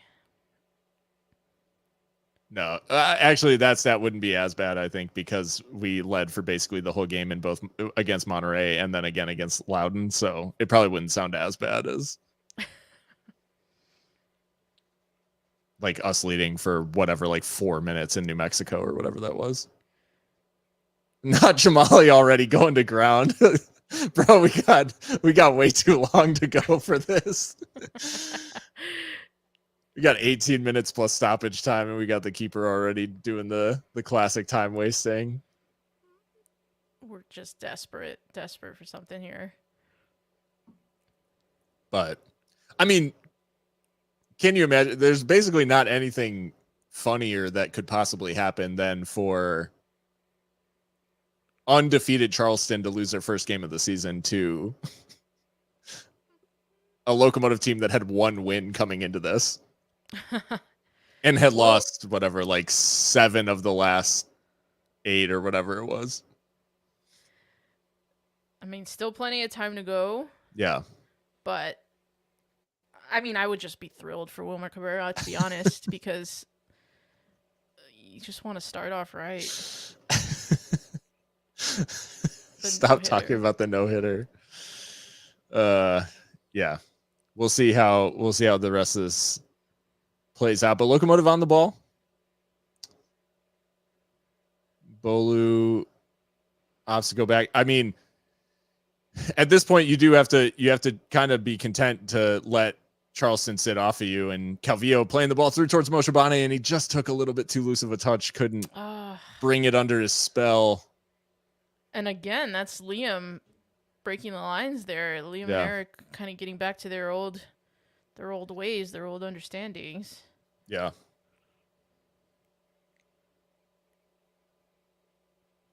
Marcanic trying to find Malloy. Alfaro boots it off of Malloy somehow. Malloy to the edge of the area, can't find the right way to pass. And Locomotive with the chance to break. Tony's got a bit of the bozo gene about it. Like, it's unreal. Yeah. Murphy's defender tonight, like anything stupid that can happen will happen. Like even when he went to boot that ball clear, it just rockets off of the attacker and straight into his path. Like, right. Like even when he's not trying to be a bozo, when he's trying to keep it simple. Yeah. See, I think Alfaro needs to grow out some curly hair so that I can more like easily identify the bozo gene, the bozo central defender gene. The David Luiz, if you will. Right. See, David Luiz was a bozo, but he could pass the ball like Oh no, God, I mean he was like unreal on the ball. Technique through the roof. And I mean he'd hit a crazy free kick as well, but yeah, there was something about he attracted nonsense. Yeah, 100%. But hopefully Alfaro doesn't have it that bad. Ball through to Dylan. Flag's going up for offside. I thought it might. Basically, anytime I see Dylan in space, I assume he's off. So, and Robbie Crawford being readied by Charleston, and it is the end of the night for Emilio Acaza.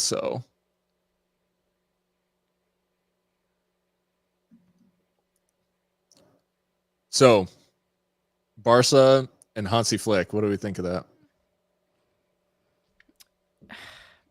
Speaking of the bozo gene for Barcelona. I mean, it's funny that Xavi like did this whole like dramatic U-turn just to get sacked anyway. Yeah, it's pretty wild. And Hansi Flick wins a treble at Bayern and then is a meme for Germany. So I mean, which Hansi Flick are they getting? I tend to think they're getting the club one. I think he will be good for sure. But the way it's come about is just like so unnecessary. Right. And Bayern going for Vincent Kompany, like what? That's crazy. That's crazy.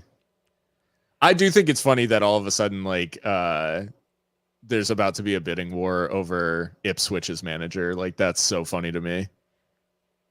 And if he picks Chelsea, like, you're a fool, Kieran McKenna. Yeah. If he picks Chelsea, just go to Brighton. You'll end up at Chelsea anyway. Right. Right. I just think it's funny. The idea that a guy, granted, he's done an incredible job. Like, you cannot underestimate the job that Kieran McKenna has done getting Ipswich double promoted from League One to the Premier League in back-to-back seasons. And that is not the same as coaching a top tier Premier League club. I'm sorry. Like, no, the expectations are completely different. Like, Graham Potter went from being an absolute darling at Brighton to being out at Chelsea in like 4 months. Right. Like, and we're talking about this guy was in League One 2 seasons ago, and he's gonna fix. You better fix my whole fucking life. Like, that's crazy. I think he can and probably will be an amazing coach going forward. Like, he seems really well thought of and all that stuff. And the idea that he's going to come in and just like fix United or fix Chelsea. Like, brother, I got bad news. By the way, might be going under the radar, but Nick Marcanic's kind of not having a good game. Yeah, he's looked off. I mean, he looks. He might just be shattered. Like, I don't know. He might just. Yeah, which is fair enough. It's just interesting. Like, yeah, no, he looks off for sure. And foul goes Locomotive's way. Yeah, a little bit of a rough one for Marcanic. And it's been like sort of the touch is just a little off. The quality just isn't the same way.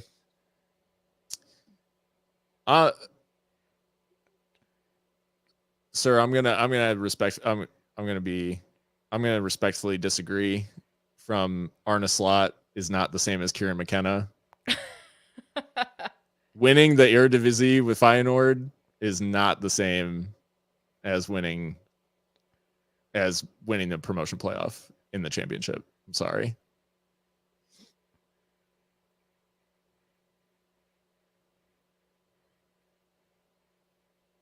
Did he take Feyenoord to a European final? He did. Didn't he get hoed by Roma like twice? Yeah, that's right. Anyway.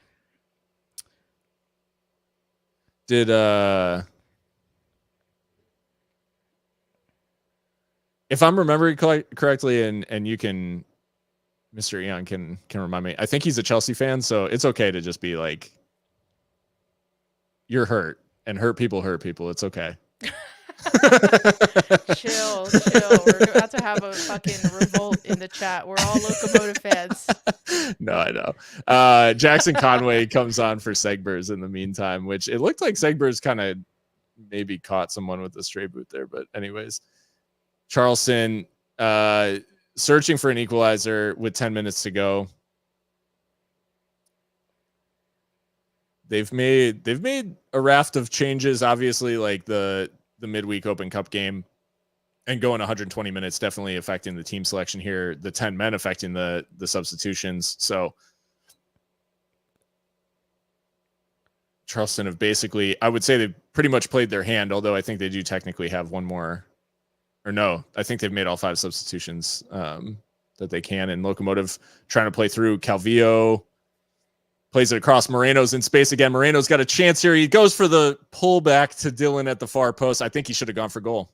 He probably should go for goal. He's absolutely incensed at Dylan, but he should be a little bit annoyed with himself. I don't know why he's upset with Dylan. Like, the ball's never reaching him. No. That's great defending too. Yeah. This is correct. I have to hold my hands up and say that I did pick Charleston to win, but that's also a pick'em game. And when the best team in the East that has no losses plays a team that's been shocking and has a new manager, like, it's smart money. Like, I couldn't have picked Locomotive. Like, that would have been very dumb. I've lost a lot of points off Locomotive already this season. So I can only be hurt so many times before I gotta pick against this. If you guys will remember, last season I locked every team that played Locomotive while we were in our losing streak because I thought it could jinx us out of the losing streak by, like, surely if I keep locking these teams to beat us, I'm gonna get burned. And it did not. I actually, like, made up a ton of ground in the pick'em, which was a very bad time for me as Moreno plays the ball forward for Dylan. Stauffer looks to go back to Moreno. Moreno around Kuzemka, but should have dove. No, I'm just kidding. I was thinking the same thing. Launch yourself, Amando. The glove touched your boot. Go down. Go down. Literally, like people in the chat, go down. Oh, it came across to Toomey, and Toomey whiffs on the volley. Oh, well, delirium, both from the hosts and the chat. Now we're on one right now because we're just not. The air up here is so thin. When you have the lead, we're just losing it. Rodriguez on the ball for Charleston. Played through and cut out by Alfaro. Rose misjudges the leap a little bit there, and MD Meyer is able to collect. Right out wide, and I think it's Dos Santos trying to go around the outside here. No, it's actually Rodriguez trying to go around Navarez and actually whistle for the foul. Did well there. Yeah, it was well done from Navarez.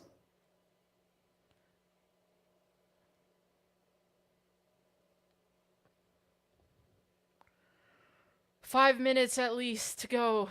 Fuck.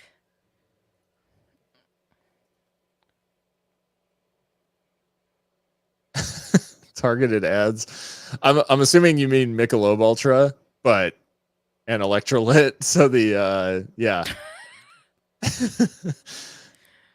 Electrolyte. Michelin Ultra. Yeah, Michelin Ultra. 4 stars. That's actually a new subscription service from the tire company.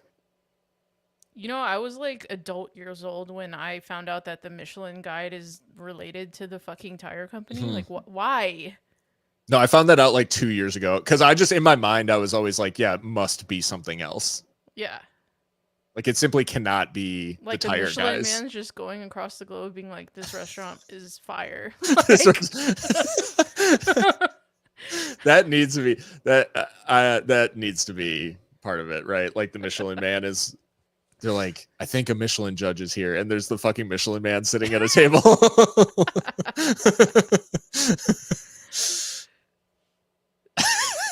Exactly. The Michelin man. Hey, phone eats first. Instagram eats first. Oh man, that's fucking funny. Oh man, we're trying to cope so hard with what the possibilities are right now. No, we really are. We're trying to cope, and we're trying to deflect. We're trying to deflect hard from what's actually happening. Because if I think for too long about the fact that we are leading with now less than 5 minutes to go in regular time, I start to stress to the point of like actual perspiration. So it's flicked on here, and Myers running onto it. Good tackle by Lucas Stauffer, tracking back. That was like a hip check. Yeah, he was not in a good position, but he did make a good challenge there. And now questions being asked by Myers of Alfaro, and I think he's probably, he's earned the corner there off of Alfaro. Does feel like Charleston are going for it a little bit. They are definitely like throwing it forward, it feels like. And we have sat off a little bit too. It does. Is this true? Because that's crazy.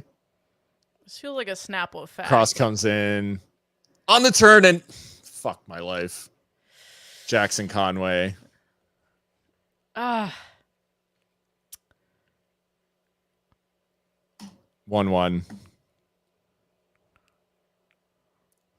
Ay.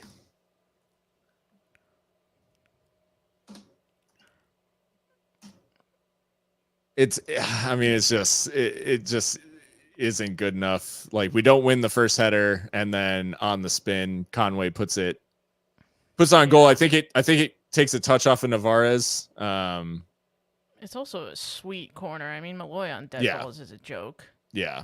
No, he's a cheat code. Oh, that's really disappointing.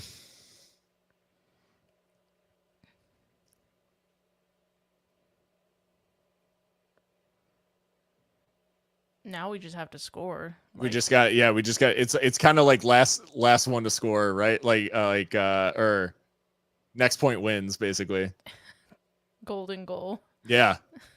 I mean, it does sort of feel that way because both teams are really going for it and they're playing with 10. So, like, we're kind of in anything can happen territory. Cross comes in. Alfaro able to deflect it. And then Rose finds Calvillo.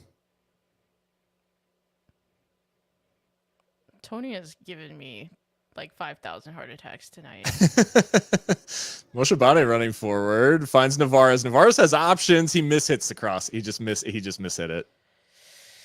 Yeah, he shanks at that, huh? If the inside of the boot. Yeah, if he actually lifts that to the back post, it's a tap in. Dylan made a really good run there. Once again, Moreno's kind of at the penalty spot looking for a cutback. For that cutback, and yeah. That's the sort of goal that, I mean, I don't know, like the cutback used to be like, that used to be like how we scored. Once upon a dream.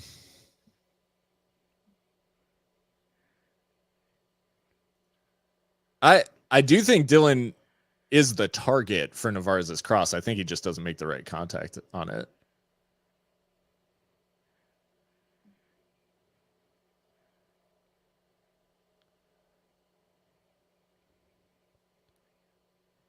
It's weird that Pierman threw the ball away from his own player.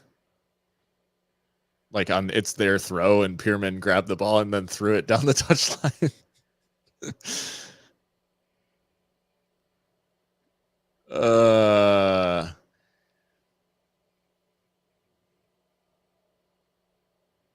Wait, now a foul given Charleston's way. Again, felt very soft. What do we reckon for stoppage time? Oh. 5. 5, yeah.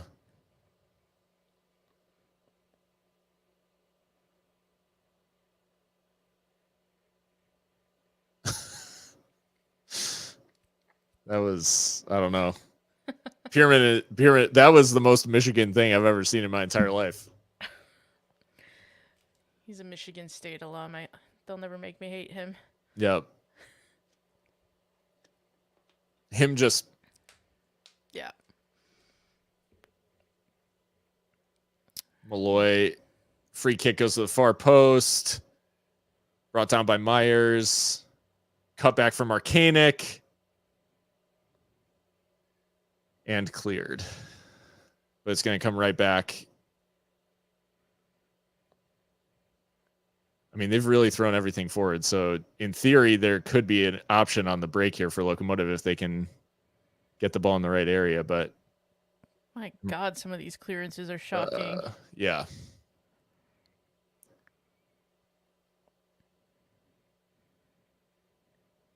It's funny because Charleston have really picked their moments.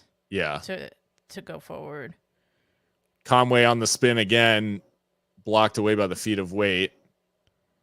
And now Bolu flips it through for Calvillo. Not a good challenge, but advantage is going to be played here. And Locomotive do have numbers.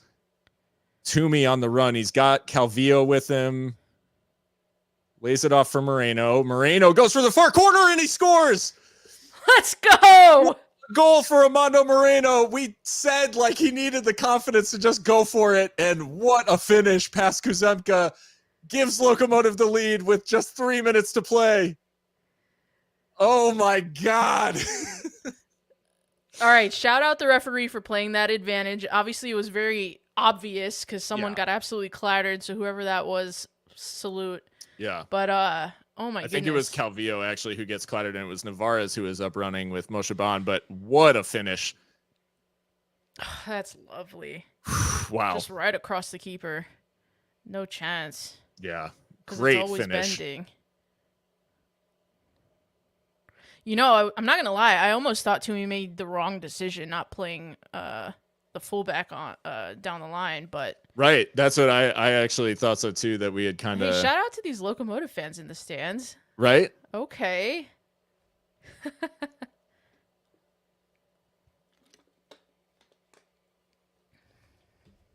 And now Moreno's down, hurt.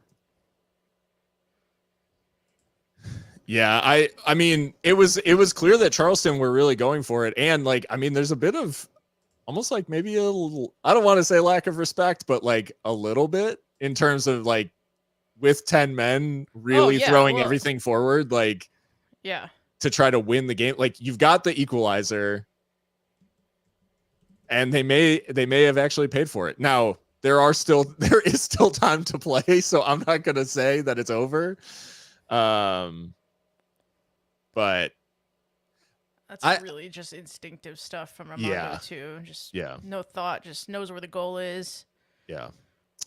I don't think that Wilmer's done anything crazy, right? Because the team hasn't played. They haven't gone and played Charleston off the park. Like they haven't. And shit, I mean, they could still easily give up this lead. That's like this is us we're talking about after all. But I think what he's done, at least what it seems like he's done, is he has told this group that there is quality. You need to trust yourself. Like, be more instinctive. Play your game. And we've been, I mean, for 90 minutes, we've been asking Moreno to shoot more, right? Well, 90 plus 2, he puts one in the side netting. It's like it's exactly what you'd want to see from Armando Moreno, and it's gonna take time. I just hope that the narrative of this game, which obviously we can't control, but I just hope that it's not about the red card because the red card was deserved. Yeah, absolutely. So I think Wilmer Cabrera's come into the club with a good dose of humility too. I mean, he says in his first press conference, "I'm not a magician." So, Well, Moreno has a potential here to get past, but Malloy did well to stand up to the move, and Moreno can't. He thought about hauling him down and realized he's on a yellow. So Charleston with one last roll of the dice here. Myers deflected away. Noah Dolan Myers come into the game in the meantime. I have no idea who for. I don't know. I'm assuming it happened in the aftermath of the goal. Ball goes to the far post. Waite able to come and claim it, and I am hoping that should pretty much be that. Dolan Myers spawned in.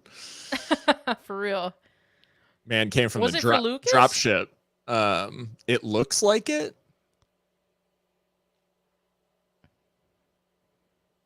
Booted long, and still we play on. I mean, we did have a goal in stoppage time, so is that a foul maybe on Dylan? But no, we're playing on, and Navarro's doing enough to put that ball out for a Charleston throw. We've played 96. I don't know how much longer we're going to go on here. It's added a full minute for the goal at least, and now Yuma's also on. Apparently, are we? What are we doing? Are we just like making line changes? I was gonna say, like, are we following the substitution rules? Like, just waiting for the referee's whistle. We played an extra minute and a half. This feels a tad long. Cross comes in off the post and headed behind, and it's a corner for Charleston. I mean, by the time this corner comes in, we'll have played 97 full minutes with 5 added minutes. And Marcanic was almost the hero with that header, and it was Navarez who put it behind for the corner. And Locomotive have one final corner to deal with. And I've lost Mika. Oh, God. They've got the keeper up, and it's deflected behind, and I think it's a goal kick. And that should just about be that.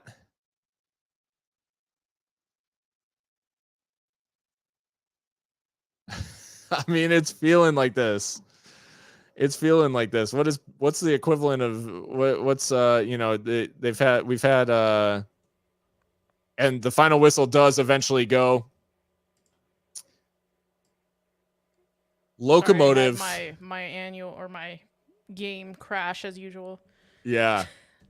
Locomotive see it out and get the win in Charleston in Wilmer Cabrera's first game in charge.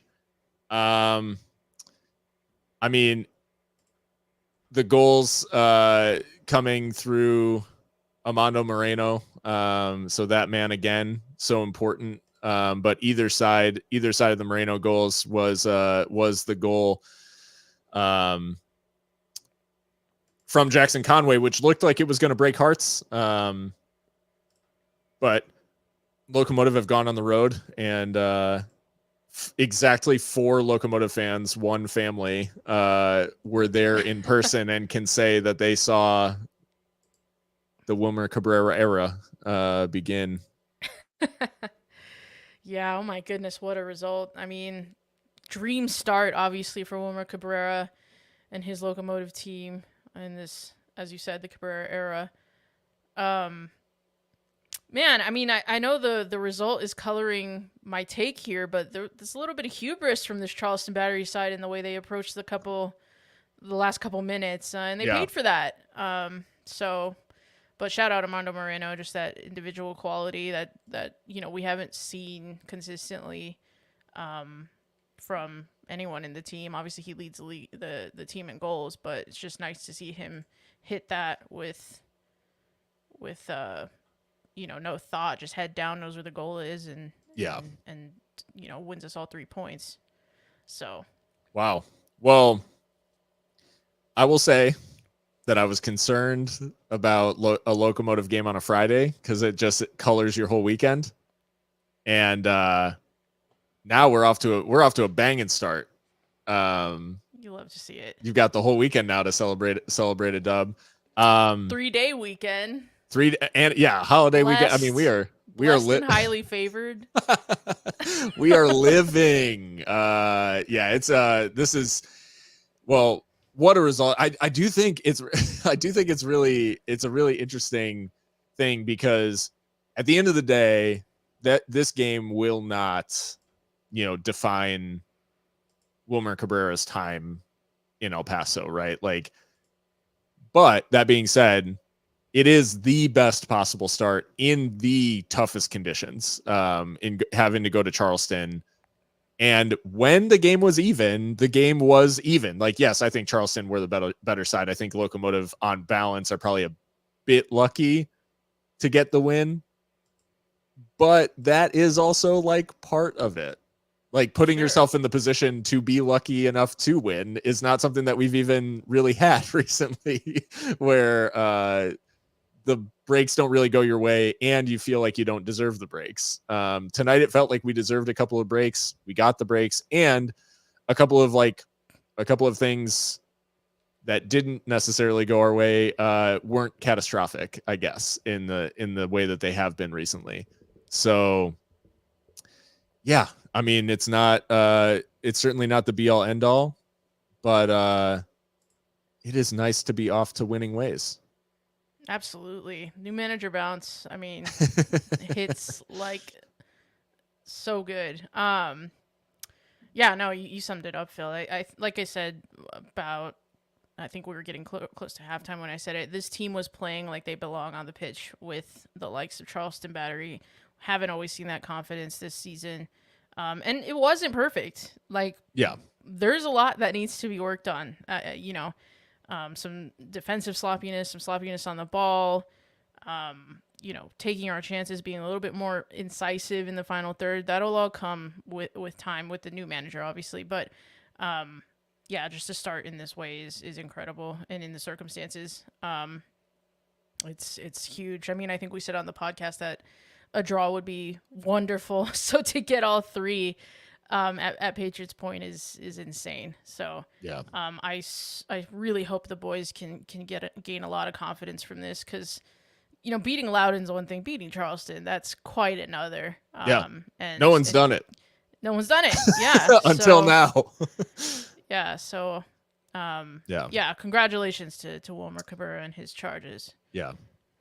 Yeah, I think that is, you have to be happy for the lads, because it is, I know it's been a brutal start to the season for them, and certainly, like, we talk about performances on the podcast and everything, and it's never personal. It is strictly down to what we observe, right? Like, we try to be as fair as possible. We try to like not dig individuals out as much as possible. And it's clear tonight that there was more confidence in the side. People were trusting their ability a little bit more. And I hope that like the outcome of this is that they do like lean on into their quality a little bit, because I think we've always said from the beginning that we know that this is a talented side, and it just felt like so often we were playing in a way that didn't showcase that. And long way to go, lot of season left. But if they can play with a little bit more confidence and a little bit more belief, a lot is still possible for this team. Absolutely. Enjoy the 3-day weekend, Locos fans. Thank you so much for hanging out with us. It's very rare that we get 3 points on stream. So this is historic for Seriously Loco as well. Yeah, absolutely love to see it though. Yeah. I was starting to think like maybe we were cursed, especially when Charleston got the equalizer. I was like, maybe we need to not do this anymore. Like maybe the vibes are just not worth it. And we've had a bit of belief restored by that result as well.